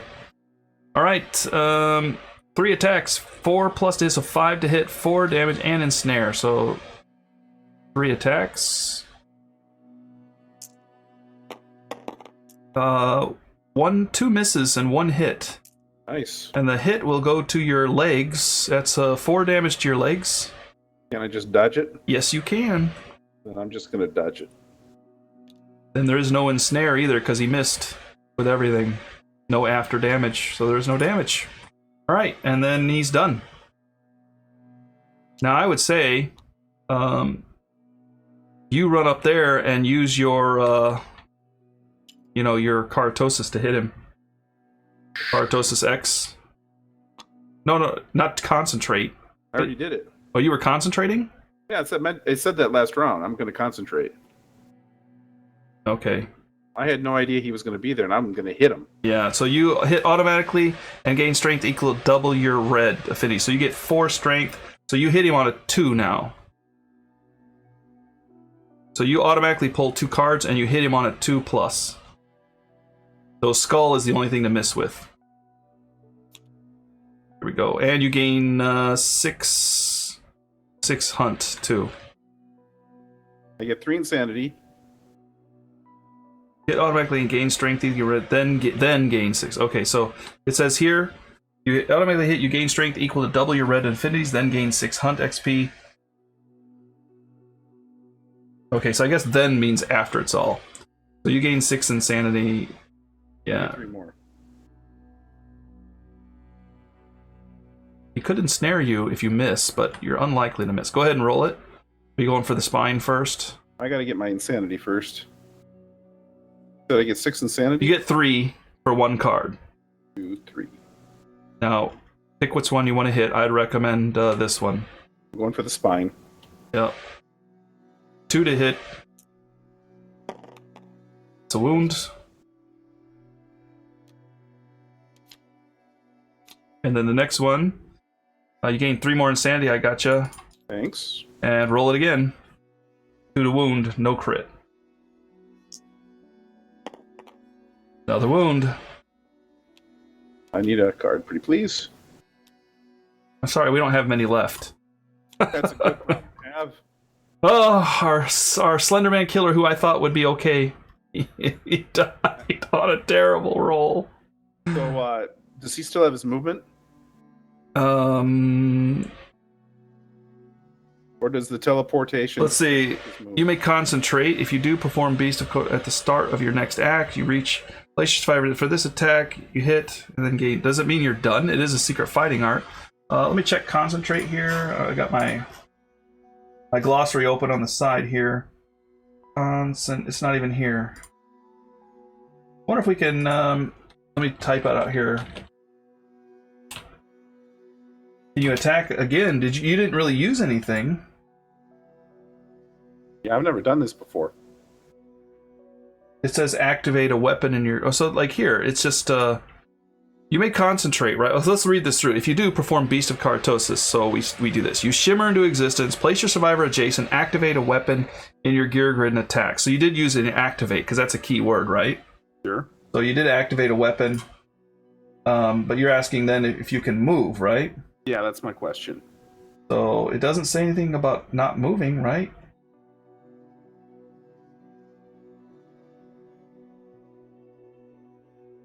I don't see. It doesn't say you have to move or anything. This attack, your speed is equal. You hit, so it looks like you can still move. Now, another question is: the strength I get, is that temporary, or is that For this attack? for this attack? Yeah. So it's done. Okay. I can still move, Yes. right?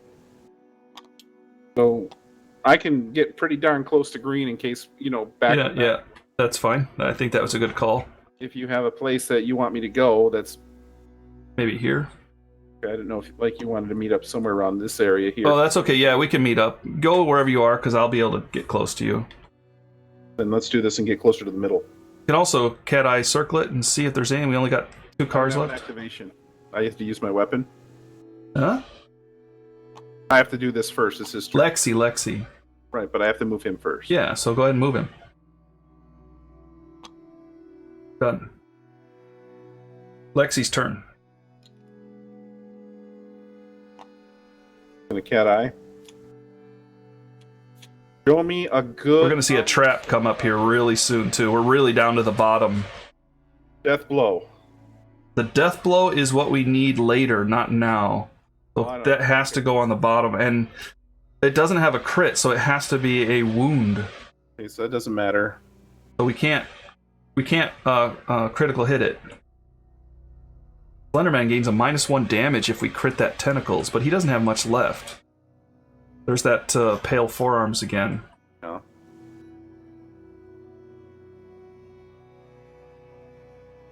Ooh. Let's see how we have 3 founding stones back at the base. We have 1 amongst us. We can consider founding stoning him if you want. I think we can probably kill him with what we've got, but the problem is that trap is in the next 3 cards there because that's all that's left over here. We do have the death blow right here, which if we get this, if we get the death blow, if we do it right, and we gain the attacker forgets their name and gains +1 permanent evasion. He's killed, his head bursts open, and there's bright alien seedlings. We consume the seedlings, we forget our name, and we gain +1 permanent evasion. So it's kind of a nice thing, but it's not totally necessary. But if you do wound it, I mean, you could do that Beast of Caratosis thing again, the Caratosis X. Caratosis 2. Caratosis 2, and then, let's see, if you're insane, undo any wounds. You are insane, so that's not going to work. In Reflex and Snare, I wouldn't do that. I'd try to get rid of it with regular hits, if I were you, because both of them are going to cancel. Yeah, put that at the bottom. We're going to have to keep moving them down. Lexi's going to have to keep things moving, and the Savior's going to have to try for the kill. Now, you do need 6 experience, so I'll give it to you. 3, 4, 5, 6. So you do gain your 2nd age milestone. I do that right now? Yeah. I assume so. 12. 12 is permanent strength. Okay, so you guys can let us know in the comment section if we shouldn't be doing that. Right now, if we have to wait till the end, but we're going to do it now. Did you get the strength? Yep. That'll help you with the wounds a little bit. This one will ensnare you for sure unless you roll. And this one, if you hit, you're insane, so it's going to undo the wound, and you're going to take 4 damage. So you're not going to be able to wound him with this. So we'll put that one on top and then see if Lexi or the green guy can do it. Let's see. The green guy could founding stone it and just get the evasion. That's what I would say. Go for it. All right. All right, so green is up next. So green will move next to you. Throw the founding stone. Whoa, whoa, whoa. Oh, you just saw the trap on the bottom. Well, all right. I didn't mean to. Yeah. And that will automatically do that. And I'll burn 5 in survival. And gain 1 evasion permanently. Hey, why not? Right, we're almost done with this guy. He's only got 1 card left. Yeah, 2 wounds and he's dead. And the second one up is the kill.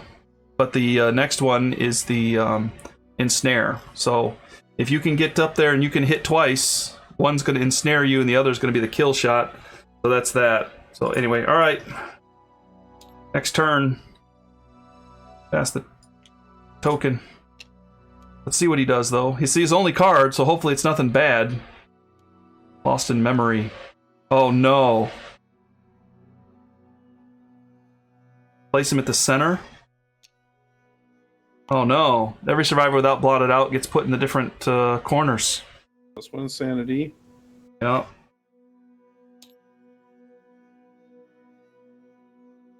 You're going to have to concentrate to kill him. Because he's going to keep doing this every round, and we're going to get ensnared. So here's my ensnare roll. I'm still out.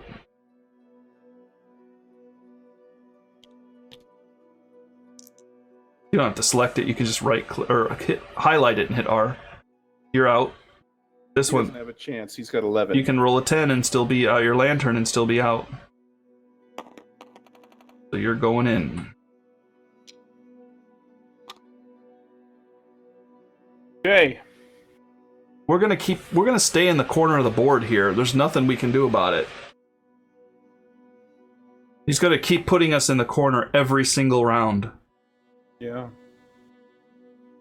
And he's going to keep ensnaring us every single round. Which could be until we die, so you need to concentrate just to get in there and hit him. Yeah.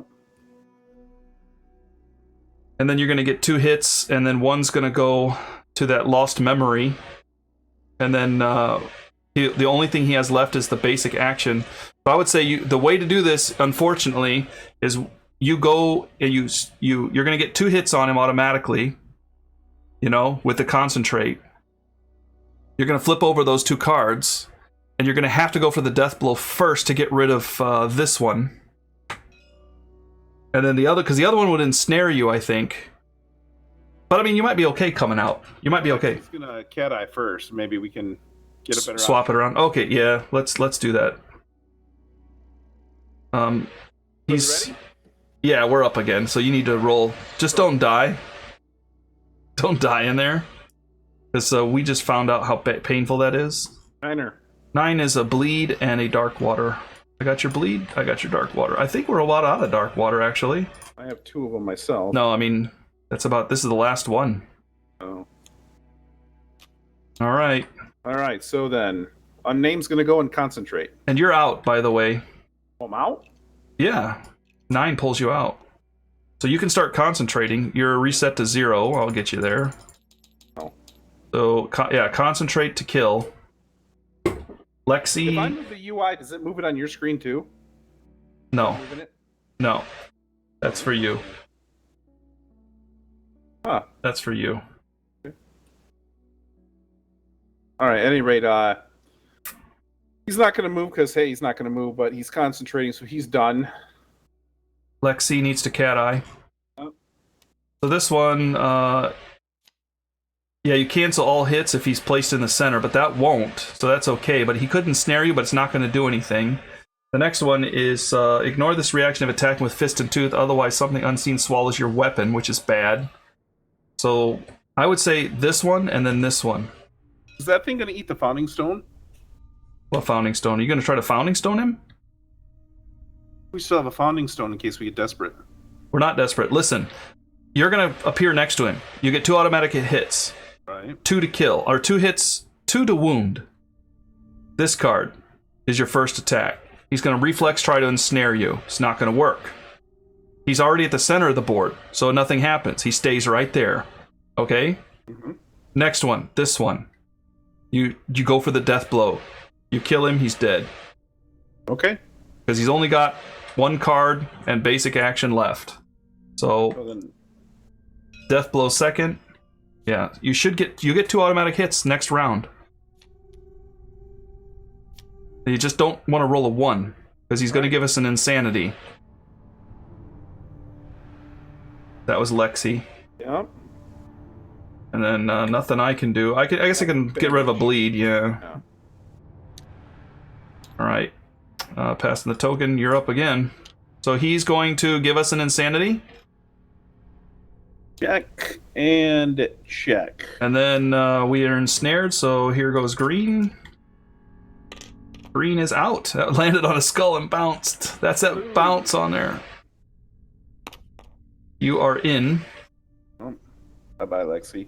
Your pod life. And then the savior. Just don't roll a 1. Alright, a 3 is good. Alright, now our turn. Wait, I forgot to hit next turn. On his turn. Okay, now you appear. Place him adjacent, so you place in the rear arc, whatever, it doesn't matter. 2 automatic hits, right? Because you have 2 red affinities. I get... Now don't roll a skull on the first one. Okay, here we go. That's a hit. There goes his bad card. Now we can go for the kill, but he could also kill us. Now get this kill. Bye-bye, Slenderman. And it's a death blow. Yep, that is a death blow. And you forget your name, which you don't have, and you gain +1 permanent evasion, so take it up. Nice. And guess what? We lost Sinbad. I very much want to curse at this thing, but because of the YouTube, I'm going to mute my microphone for a second. All right, well, I am going to read victory. Oh, We can hear you. Let's see. Do not gain hunt XP. +1 proficiency if eligible, and plus rewards. I'm sorry, don't I gain 6 more XP? Yeah, you do gain 6 more. 1, 2, 3, 4, 5, and 6. Woo! You gained 1 more age milestone. Oh, I didn't. Yeah, you did. You passed it. 2, 3, 4, 5. 8 right there. Not bad. All right. This is enhanced. You're going to be gone anyway, because you're going to get 2 at the end here, right? So. Do we, I thought 7. You said we don't get XP. Oh, yeah, we don't. All right, well, anyway. One random fighting art. One random fighting art. Well, we'll see how this goes here.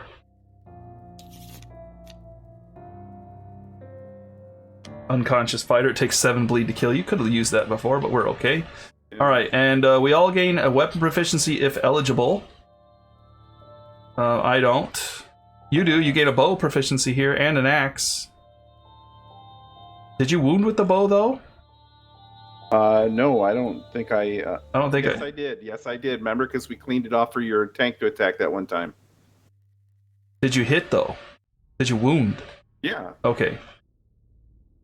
Wait, I don't remember. I don't remember either. I know I hit. I know you hit. I don't know if you wounded. Did you crit? Was it a crit? I kind of remember one of us critted on him, but I think it wasn't me. I think I did. I'm taking it. All right. Somebody can tell us in the comment section if we messed it up, and we'll come back and retcon it. But yeah, there you go. Okay. All right. Aftermath. What does it happen? All right. Yeah, that was that. And then we get rewards. So here, rewards. If the settlement does not have it already, gain the Dark Water Research Innovation. So hey, we get Dark Water. We can Endeavor, we gain 2 Insanity, we get Light Forging, spend 2 resources and 2 Dark Water to increase the level of Dark Water research by 1 to a maximum of 3. We got a lot of Dark Water, we could do that. Light Forging. Light Forging, here. We can make these things. We got a lot of Gloom stuff we can make here. We can make a Bone, Lion Tail, Scrap, and Dark Water. And we make Gloom Bracelets. You make gloom-covered arrows. Shatters when it reaches high velocity. Gloom Mendy. You swear this paint moves. The Gloom Hammer, Gloom Cream. We don't know what all this stuff even is. We have to gloom it out here. To gloom it out. Let's see. Gear. Here it is. I think this is all his gear. Worm Collar, Gloom Arrow. I'll put them up here on the board so we can see what we're getting here. I want to see what the cream is. Curious about the cream.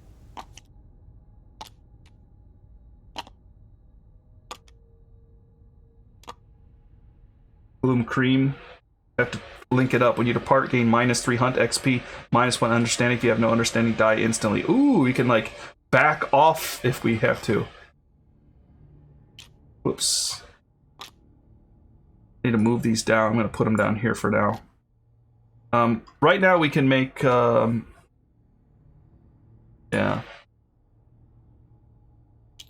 We also need to roll, I think. So, roll 1d10 and add the Slenderman's level to the result. Add the group gains any listed resources or gear. I'm going to let you roll because you killed him. So roll a d10 to add 1. Come on. Big money. 11. 11 is the highest level. We gain 2 Darkwater Strange resources and 1 Iron Strange resource. Add them to the settlement storage so we actually get it, even though we don't have it. So 1 Iron and 1 Dark Water. 2 Dark Water. 2 Dark Water. Oh, what the? Sorry. Whoopsie. We're about to become hardcore scientists. There we go. All right. Also, the settlement has face painting. We didn't nominate survivor. They paint their faces. We don't have that. That's level 3. All right. Well, he's dead. That's him. And then we do have light forging. And if we want to do light forging, we have to spend an endeavor to do it. And all of it says here, departing survivors gain +2 insanity, so we automatically gain 2 insanity every time we depart. Don't we get 2 more survival departing, or is that just 2 insanity? 3 survival and 2 insanity. That's very well rounded. We don't need stone noses no more. Yeah. We spend 2 resources, which we can easily spend Acanthus, and 2 dark water, and then we can increase the level of our settlement. So let's move our dark water over. We are considered returning survivors. Even Actually, how about a moment of silence for Sinbad? Long enough. I'm happy that we won that fight. I don't care that we lost Sinbad, actually. I know that it may seem cold, but What look, are you talking about? We're cannibals. yeah, look at all this stuff we got. We are rolling in the richness here. Yeah. Okay, look at all that. We have 7 dark waters, and we could technically... We could run up... increased by 1 to a maximum of level 3. I think we start at 1, right? Dark water research. Spend 2, increase the level of dark water by 1 to maximum. Update the settlement record sheet. I guess we don't start at 1. We have nothing, so we need to spend it to get up to 3. So we could spend 1, 2, 3. We could actually do it right now. 1, 2. We could all go all the way up to 3. We'd have 1 dark water left, but might not be worth it. But let's see what we can get here out of this stuff. Here, I want to take a look at some of these things. Wow, look at that gloom hammer. It's a 13 13 strength. I'd like to eat a dark water. No, why would you want to do that? Because I have a torn Achilles tendon that I don't like. That's disorders, not the serious injuries. Okay. And besides, dark water's very valuable. Look at the stuff it can make. We need 3 dark waters to make that gloom hammer. That gloom hammer is insanely powerful. Let's see. Gloom bracelets? What do the bracelets do?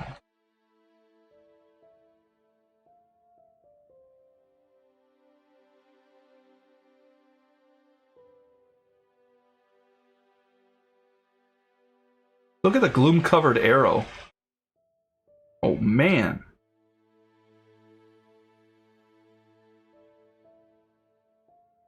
Five dice, 6 accuracy, 5 to wound, and after you attempt to wound each hit location, you place it back on the top.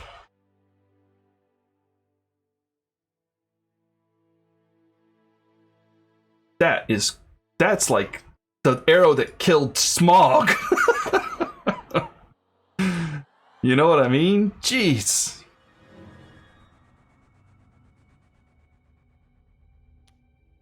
I don't understand the part about the discard deck in the Showdown. After you wound, you draw the wound cards, and then you attempt to wound and place it back on top of the deck. You don't leave it in the discard. Look, down here at the wound. You know, usually we draw the wound, we flip it over, and then we put it in the discard, right? Oh. But this, you put it right back on top. Kind of like a free cat, I circle it. But you actually wound it. Right. So you hit the wound, and then you get to do it again. Oh, the Raptor Worm Collar. You can spend Encourage without Encourage. Or you Encourage without spending Survival. But you suffer 2 brain damage. The Gloom Cream will bring people back from retirement, I think, when you depart. I don't think they can depart, but we could bring them back. All right, anyway, we do need to take a look here at your savior. Because at the end, in the aftermath, gain 1 additional hunt XP. You may not wear other gear. Trigger the white story. You cease to exist when you retire. So you can't... Oops, you are wearing other gear. We're not supposed to put that on you. But you didn't get hit in the head anyway. So it didn't matter. You weren't supposed to be wearing that. Anyway, in the aftermath, you gain 1 additional hunt XP. So you do gain 1 from the Slenderman, even though there is no hunt XP here. Okay, well that gives me another milestone. Yeah, it's your last one, too. That means you're going to be coming out never again. Can I go out for one more fight and then just go buck wild with all my ages, or? Yeah? Alright. I mean, the last fight I can age as much as I want because I'm going away anyhow, right? But that cream or whatever can bring you back. That's a 9 on Lucky Elder. +1 permanent luck. I guess I am a lucky elder. Yeah, the thing is that cream... We need love juice, which we can make. We need a hide and 2 dark waters. And the cream, if you depart, you get -3 hunt XP. You lose an understanding. But you'll be, you know, if we put it on you, you'll be back. You know what I mean? You could actually go out as long as you don't use your Beast of Caratosis or anything. You could actually just keep going out and never finish, you know? Until I have no more understanding, and then I go kaput. I only have one understanding. Yeah, you'd have to... I'd say forget the cream idea and just wait until we need him to come out, and then he's just going to go Caratosis 100 times and then fake. But you don't forget, we can get understanding in the settlement phase by doing augury. If we get understanding, then we'll talk about cream later, but for now. All right, well, the cream is pretty good for people, especially if we use people against old boy Phoenix, because they'll level up very high, and then we can just keep bouncing them back down. My point is we're going to get another lantern when we make babies. This is something we need to consider. All right, so anyway, just so you guys know, we have finished a special showdown. We do update the death count now, so we do need to do that. Let's go back and kill the battle UI. So we did lose our epic guy. Sinbad is lost. Sucks. We are now back below our 9 survive back down again. Technically, we don't have to worry about it right now, though, because we're not really coming. Now we check milestones, which we already fulfilled all of those. The timeline, we have to continue the timeline, actually, because we did have Acid Storm. Mm-hmm. And the Slenderman is deleted from the timeline, too. He's done? We never have to see him again? No, he'll come back for Slenderman level 2 in Lantern Year 18, I think? 19. So in 10 years, we'll see him again. Maybe we'll have Runaway by then. Here's Acid Storm. Uh-oh. All right, roll a d10. I'll roll it. Skull. Each returning survivor must archive a gear card of their choice. I'm going to archive Monster Grease.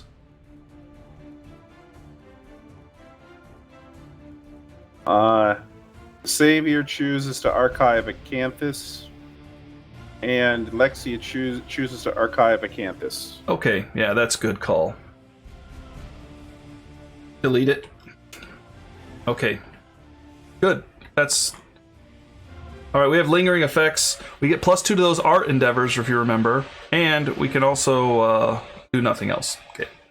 Alright, that was the end of the settlement thing. We should have done that before a little bit, but Forgotten Fear triggered the Slenderman right away. So now we're free to do what we want. And we got a lot of stuff now. We're pretty full up here. I'd say innovate. Yeah, step 1 is always.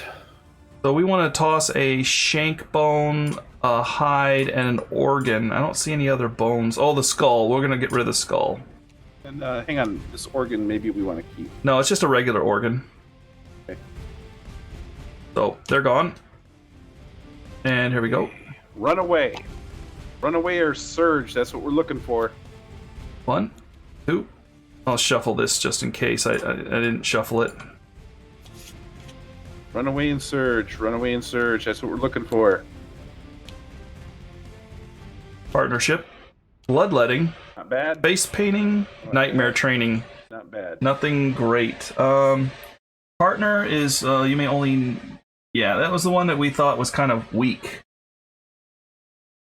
Basically, they gain survival. Bloodletting, of course, we can get rid of our disorders. Spend a resource.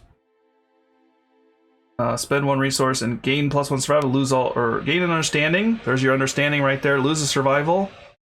Or gain 3, or cured, gain 6 insanity and remove a disorder of your choice or a couple of severe injuries. Face painting. We can gain survival and insanity, or we can gain +1 on rolls on the intimacy table, which we don't really need because we got advantage on it. Nightmare training is, again, lose 3 survival and roll. If we have an accident, we roll. We could, yeah, spend a survival or die. finish survival and roll again. So gain 1 web proficiency or 1. So nightmare training isn't too bad for where we're at now. I would say I would choose either bloodletting to help get our people back up if they have a crippling disorder, or nightmare training. What do you think? Yeah, I'm definitely not interested in partnership. And face painting is number 3, so bloodletting and nightmare 1 and 2, and I'll leave it to you because what I like the best out of both of them is, the bottom of the card, not the top so much. Bloodletting. And the reason is we don't have a lot of endeavors to be spending on stuff like that. This is an emergency to get people back up and fighting. Yep. Or if we need more insanity. Alright. Bloodletting it is. Alright.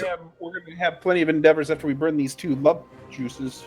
Yeah, we do need to make sure that we get our skinnery stuff. We did need, not skinnery, stone circle stuff. We did need the bracers and the legs, so we need a pelt, a hide, and a hide, and we have that right here. So I'm going to go ahead and spend those, okay? Sure. Pelt and hide. That will give us the screaming set. And where's the bracers here? Oh. Alright. Put those over here now. Let me put those down and clean up the showdown. Alright, and then, let's see. We do have 1 hide here from this guy. We do have a hide we could make from Acanthus. That would be 2 leathers we could make. Let's not forget that we do have weapon crafting options too. 2 bones and 1 scrap. We could, here's another option. We could make 2 scrap swords. I would want to finish the leather set before anything else. I think there's some pretty good weapons still. So to finish the leather set, we need bracers and boots, right? Uh-huh. Bracers and boots. We need another hide. We do not have it. Even if we change the Acanthus over, we're not going to get there this round. Well, we can get one of them, right? We could, but we could also really up our game by doing the art, which is sculpture, endeavor, get the ambidextrous, dual wield awesome scrap swords. Give it to somebody who can use 2 red and a blue, and they would have 2 that have perfect hits. Yeah, they'd be pretty epic. They'd be throwing 4 dice. They would be gaining +1 for each. Yeah, I think, if you guys correct me if I'm wrong, I do believe Deadly gains +1 luck, and then because they've got 2 scrap swords and they would have 2, they would match each one, the 2 reds and the blue. If we did that right, they would have +2 luck. So that would be our person that just rips into everything. That means we're also committed to getting the ambidextrous. It's a +2 to that roll, so it's a 4 or higher. It's a pretty good chance to get it. Or we do have a lot of chance to roll for dark water stuff too. Well, I say, or get dark water stuff. If you're really dead set on making those weapons, then we should just roll for the sculpture first and find out if we're wasting our time. Could be. The other thing is, if the thing is about that, we could also consider going for the gloom arrow. We need 2 bones and a dark water, so the gloom arrow would make our bowman have that pretty epic, shot. I'm more interested in ambidextrous than the gloom arrow. You can always do the gloom arrow later too. Yeah. Don't think we have any other hide anywhere else.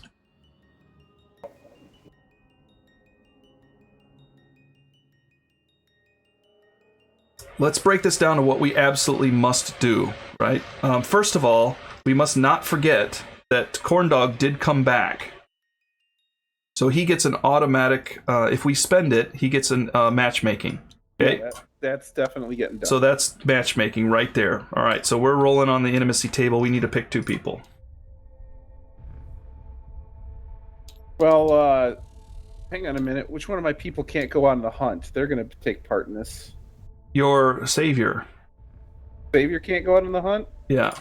Savior's skipping. Because of the Achilles tendon. The savior can have a baby. Okay. Savior is a girl, right? Or a boy?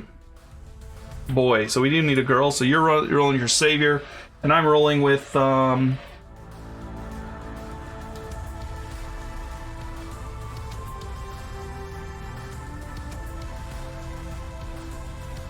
Broken ribs?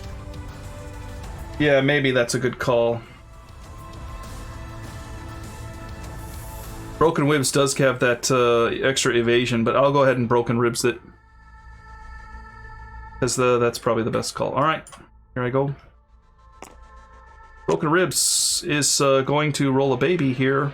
I got a 5, you got a 7. Yeah, +1 population, and everybody gains a +10 that's involved here. So you get your survival back, I get my survival back, and we have a baby. I'll get you. You have a baby. What do we want? Boy, girl? I think we want a girl, don't we?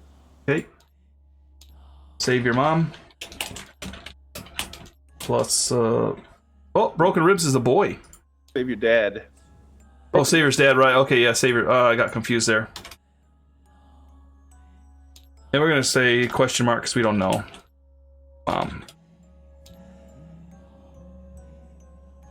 Because we don't know the name. All right.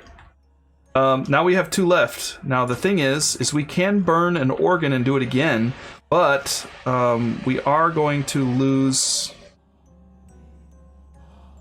the chance to make a free hide out of an organ. But I think we should keep making babies. I do too. So this will be the pottery. And the pottery will be we spend 1 organ, we make love juice. Whoops, I just canceled the dark water.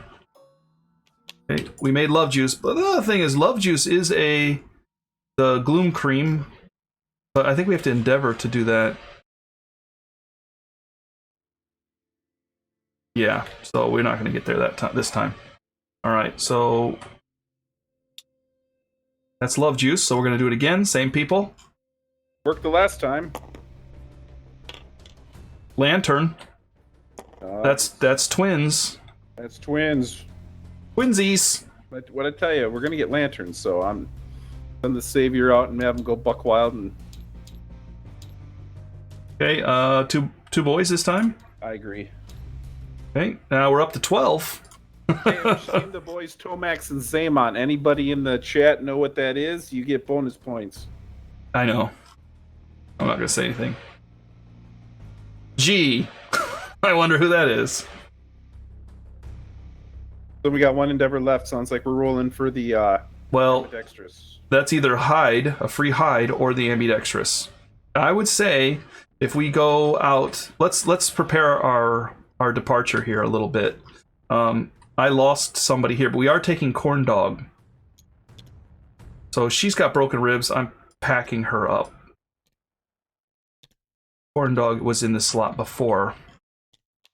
Now he's all in.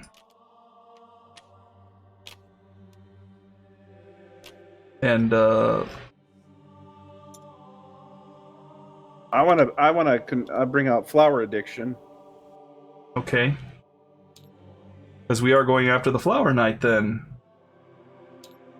Flower addiction spawn right here.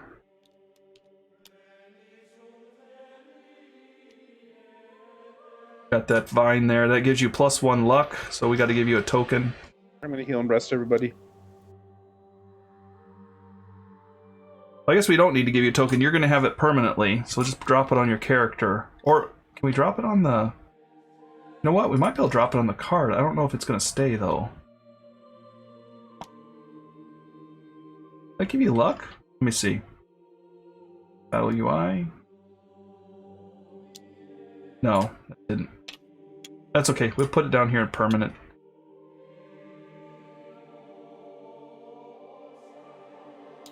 Alright, well, also the Twilight Sword is gone.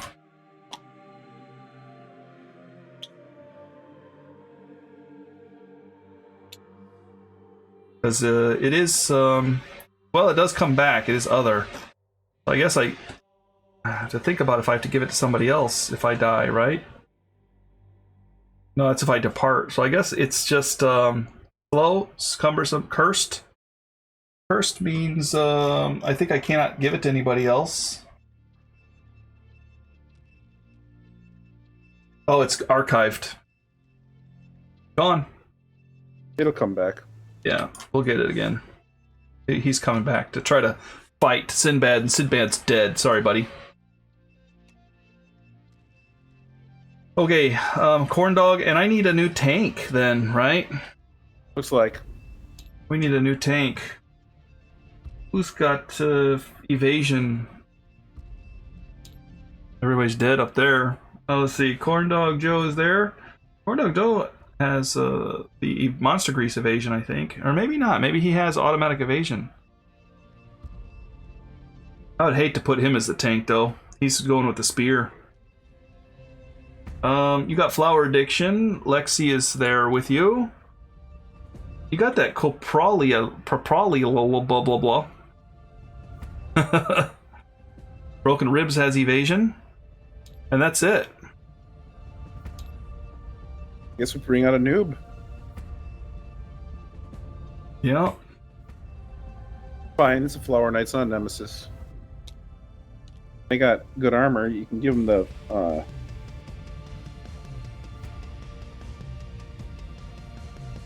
I don't know, the club? Yeah, I have to think about this. If we do the scrap swords, I could dual wield. Let's see. Actually, leather. Oh, can't do that. Leather bone.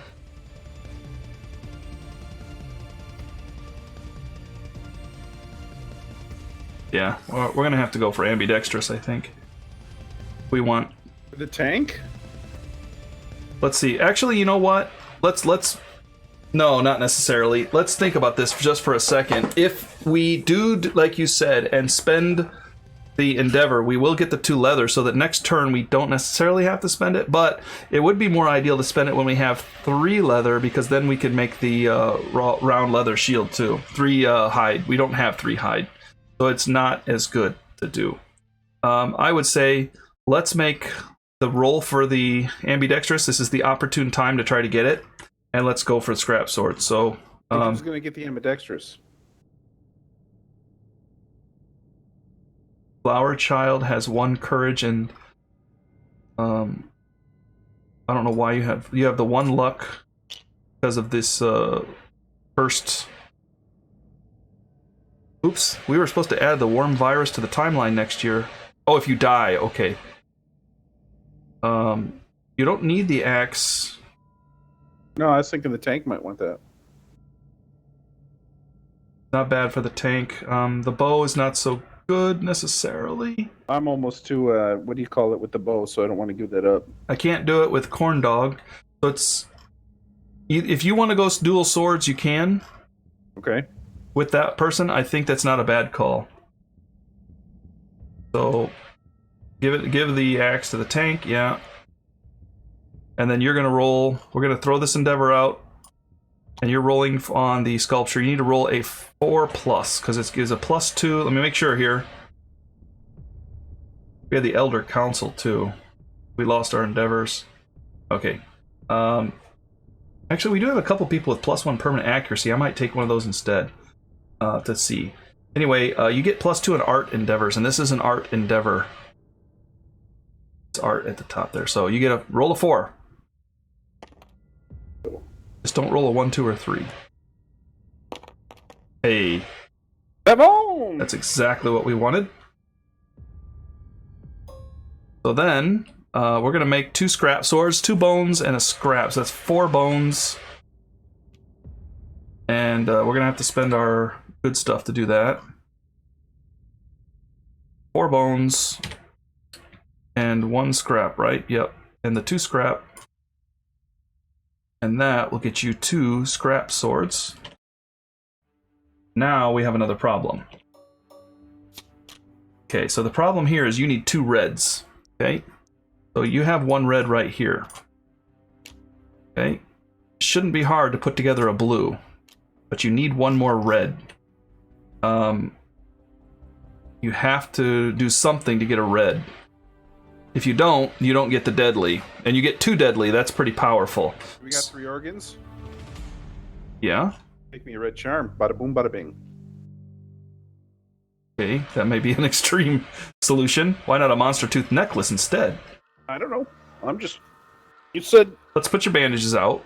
Let me think here. Okay. We do need to arrange your cards here, so I'm gonna move stuff around. I hope you don't mind. Do what you do. I'm doing what I do. There's your 2 blue. There's your blue. You need 1 blue. Now you need a reds. Okay, you need right here. Mm-hmm. Let's bring up your battle UI and let's give a toughness of, let's say, 10, just to see what we're up against here. So you have your 2 scrap swords. So you're rolling 4 dice, 4 to hit, 6 to wound, okay, and 9 to crit. Why 9 to crit? Because you're epic sleeping virus. But let's just say, on a whim, I'm going to give you a monster tooth necklace. That raises your strength by 1. Okay. Now if we connect it to another red, that'll raise your strength by another 1, and you'll get 2 luck. Monster tooth necklace requires a scrap. I don't have it. Dang it. Never mind. That was a good plan, though. It was a great plan. We do have a bone blade that could fit with a something. We do have a club that could fit with something.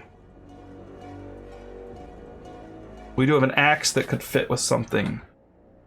We could make bone darts if we had bone. We don't have it. We wouldn't have the swords without the bone.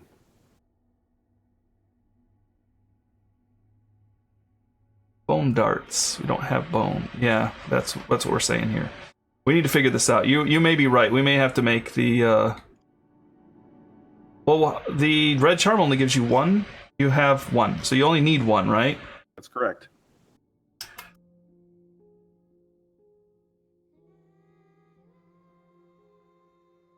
You're going to need to make more acanthus too. Yep.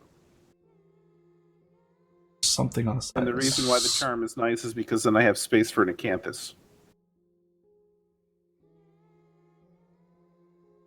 We may be doing that red charm, which is not something I really want to do because it does 5 and it's a little bit premature to do it. I mean, if we could make that monster tooth necklace, that would be so epic right now. It just doesn't work. Anything with let's okay, look.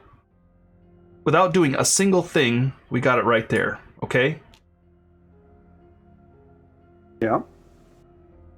Then what's the tank using? The counterweighted axe. And then spear and then bow? Yeah. Okay. We've got it right there. Yeah, we've got it right there. Now I think, see, that gives you deadly 2 times, and according to this, deadly is a special gear rule that has +1 when attacking with this weapon. This increases the odds of inflicting critical wounds. And when you're attacking with this weapon, oh, I wonder, can we gain deadly twice? Okay, so basically it gives the paired, and if you read paired, it says, and by the way, Jim figured this out. Paired weapons are 2 identical weapons that can be used as one. Add the speed of the second weapon when attacking with the first. So basically, only the speed is used. So you get 1 luck there, not 2. That's still good. We'll still take that. The only other thing is a blue charm would give you that luck without having to do that too. I think you do have 2 blues, right? Oh, you don't.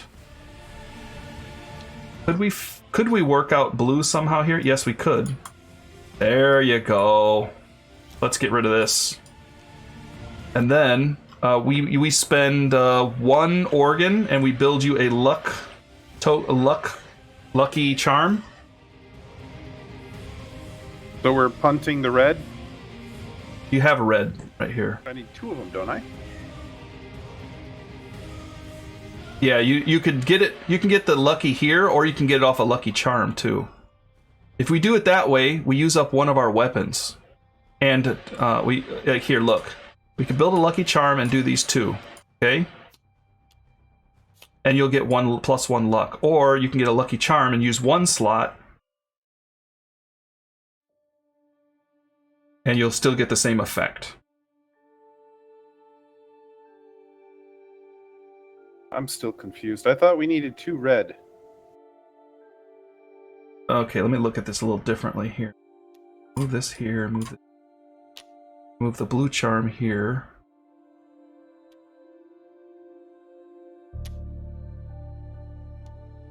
Here. I'm juggling you around here. That'll give you a red and a blue. So I got 2 blue right now. Move this out. If we put the lucky charm here, that'll give you a plus. If we put the lucky charm right here, that's 2 blue, actually 3 blue. Yeah. And that'll give you a plus 1 luck. And then if we put these 2 red down here, that'll give you another plus 1 luck. What do you think? I don't understand where this luck's coming from. I'm gonna copy it and show you. This would be your layout. Plus 1 luck from Deadly. Plus 1 luck from the charm. Got it. Plus 1 luck from here. That's 3 luck on this character. So deadly means luck. Yeah, Deadly. I'll read it to you here just to be sure, so I don't make a mistake. As I recall, Deadly. Deadly. Gain plus 1 luck when attacking with this weapon. That's all it says, really. That makes my brain hurt. Why didn't they just say gain plus 1 luck? When attacking with this weapon. Right, but I mean... Doesn't work when you're attacking fist and tooth or with the club or something. Yeah. So it's just with this weapon only. So, alright. Well, anyway, and then later, if we get enough, we can actually make the monster tooth necklace. That would give you even a stronger setup, too. This is all very interesting, except for one very big problem. Set. Don't have any acanthus. Yeah, but I like the acanthus.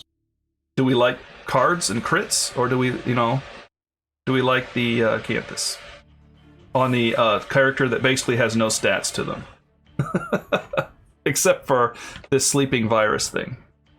All right, ambidextrous. It's up to you. If you want the extra luck, and we can, harvest. You know how great the crits are. That'll give you, you'll have 4 luck. That means you crit on let's see. Well, you have 1 luck, 2 luck, 3 luck, plus your other luck. That's 4 luck. That means you're going to be, we'll bounce you up here of 1. You're critting on a 5 or 6 there. Yeah, I'm just afraid with the 4 attacks that I'm going to be eating traps.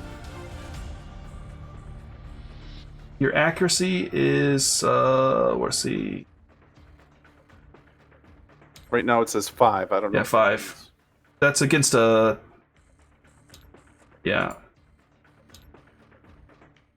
I'm not sure what it's... Did you put it like a 10 toughness? I put it at 10, but that's the... Yeah, the accuracy basically is what you're going to hit with, that's like right here. Yeah. So unless it has evasion, that's what you're going to hit is 5s. Right. So I'm telling you, these swords are good, but if you're worried about traps, you're going to hit anyway. It doesn't matter if you have luck or not, but if you're worried about the acanthus, I mean, it's up to you. It's your character. I'm going to let you decide if you want that luck token or not. That's a plus 1 luck. That's a luck.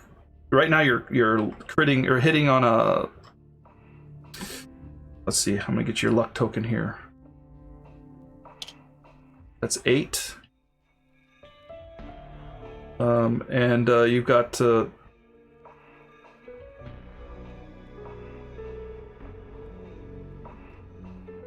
Wait, Bone Blade? That didn't give you the luck on the... Oh, Scrap Sword, that's why. Okay, this is Bone Blade. We don't need to see Bone Blade or Bone Club. There's your Scrap Sword. There you go.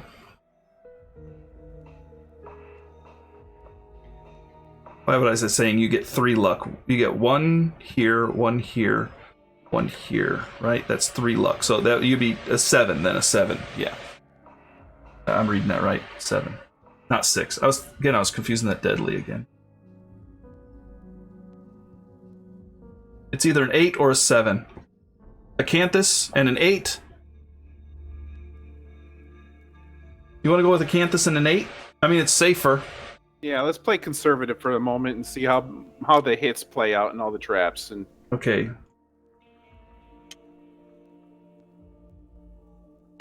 I mean, don't get me wrong, I love your setup here. I'm just... Yeah, I know.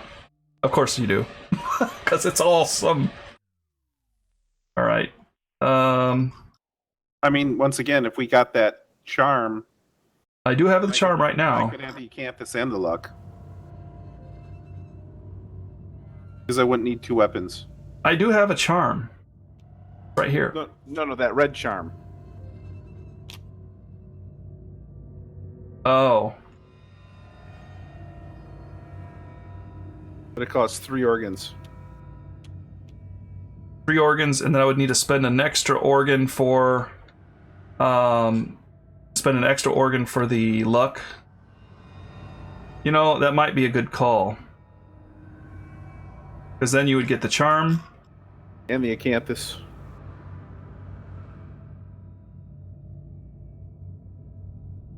And the luck token. Let's do that. I'm just going to do it. Saying, Green is alive right now because she had Acanthus against the Slenderman. That is true. You did die. Okay, yeah, let's do it. Where is that at? Under the red charm. Is that under the screen? Okay, so 3 organs. I said 3 organs, and the luck token is a 1 organ, so we're spending all this right now. Here's your lucky charm. It's not like we can't use the red charm, you know? Whoops. Where's that charm at? I just saw it. I can't use both charms. This is jewelry and jewelry. Yeah, you can do it. I can do it. Yeah, you can wear double jewelry, just not the same one. Okay. So, here. That will connect your luck.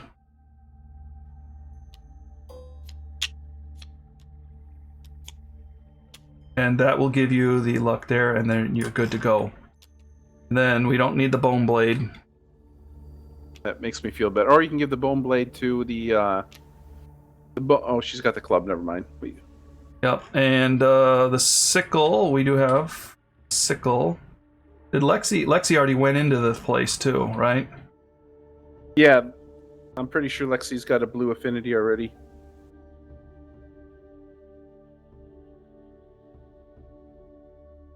You know what? If I get one more green connected here, I get another evasion on our guy. Let me move stuff around. Try to see if I can put this together somehow. Everybody, welcome to Kingdom Death Monster Bingo. Yeah.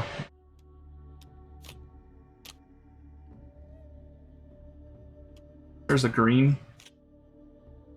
There's 3 green. Problem then is the 2 blue now. There's 1 blue. These don't have to be there. I could move them back. I think, okay, here, I'll move them back.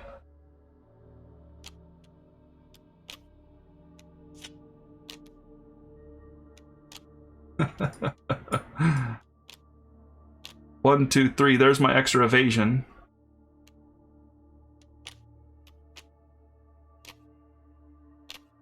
But now my luck is here. What did I just do? Oh. I have to toss out something though. Oh. I lose my bandages. That's fine. But if I lose my bandages, then I lose one of the blue affinities too. I thought you got the blue affinity back. It's the green. Oh, wait. I see a combo. Whoops. Oh. Oh! Didn't work. I got 2 greens now. I need 3. Where can I connect it? I need this I need the bandages to connect it. Maybe you have to give up the spear for a different weapon. But the spear is too good on this setup. Here.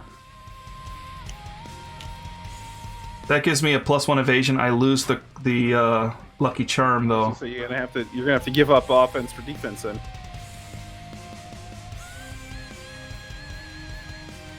there anything with a green on one side? I don't think we have anything like that. We do have fecal salve, but That's on the left. yeah, nothing doing there.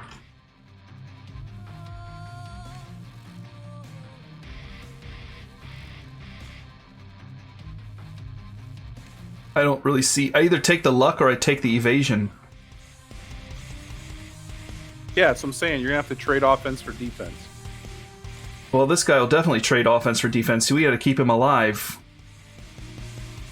That means we have a free luck token here.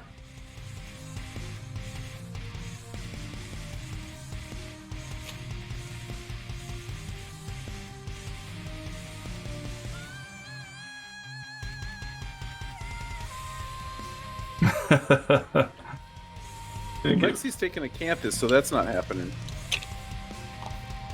Yeah, I have to throw something out to take a Canthus too. We don't want him running without a Canthus. We're gonna go ahead and undo that. I'm gonna go ahead and just pop that back in there and drop the sickle and just take a Canthus. Wow.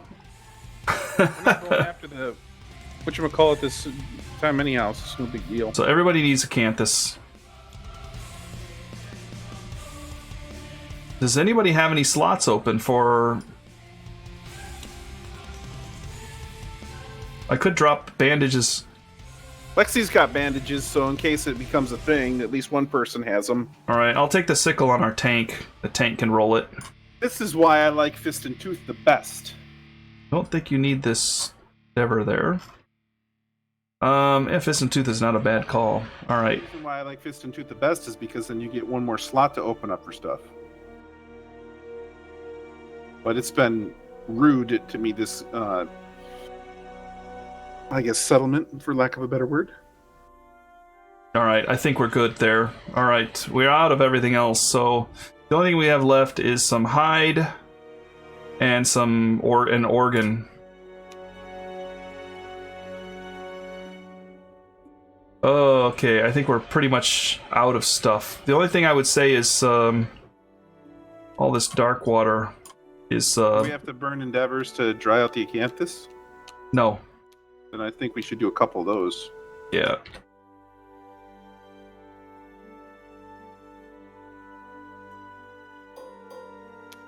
There you go, got a couple.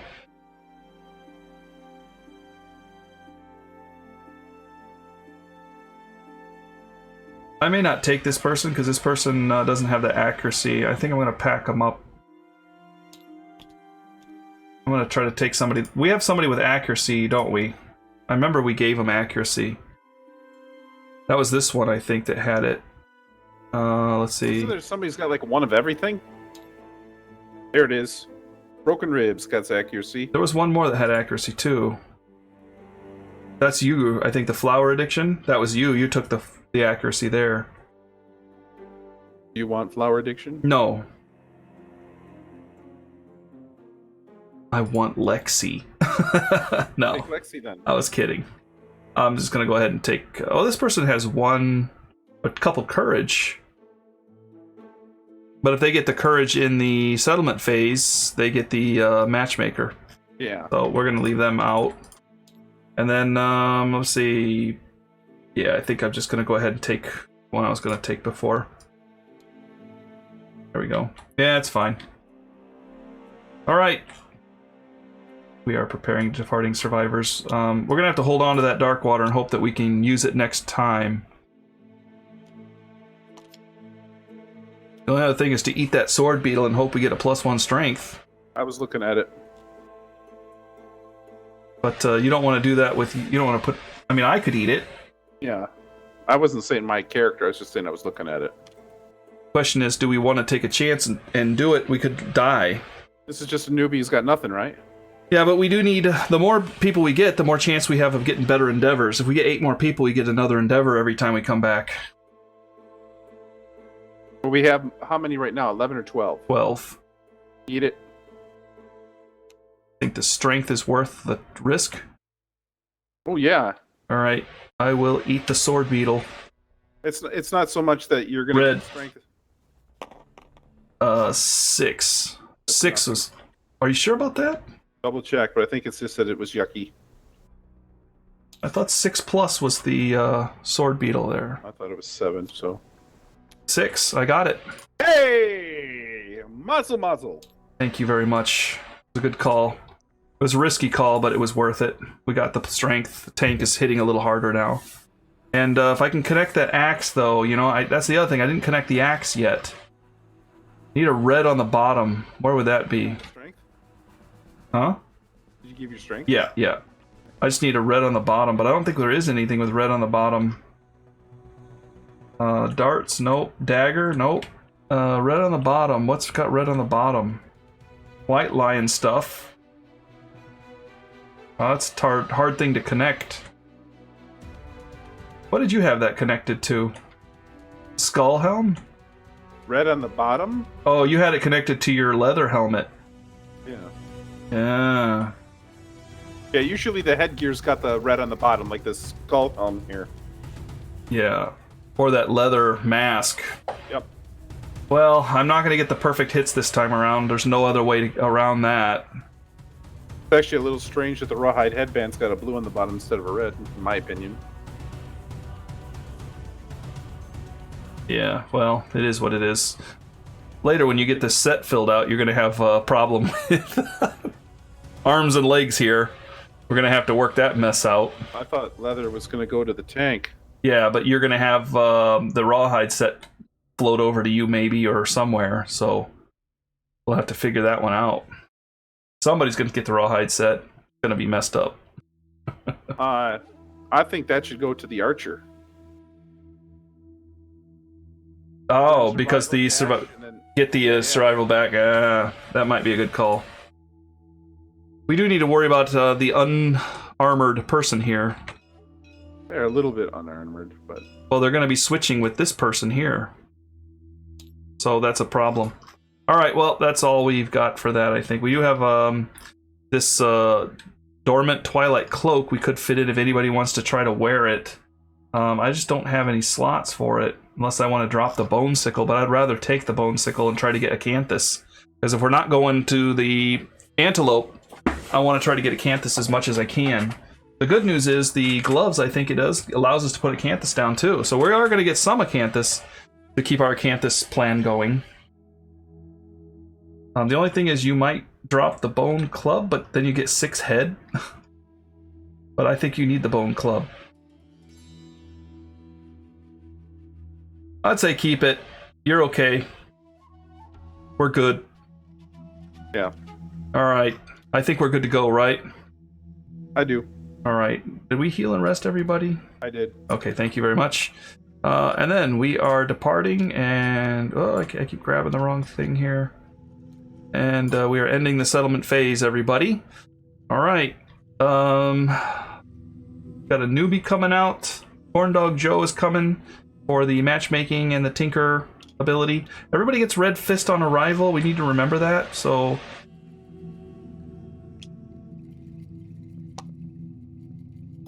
Get that strength token ready. Don't forget. Indeed. Need to clean up the bottom here. So we don't get confused. Actually, that was my experience thing, Bob. Well, there's more up here if you need them.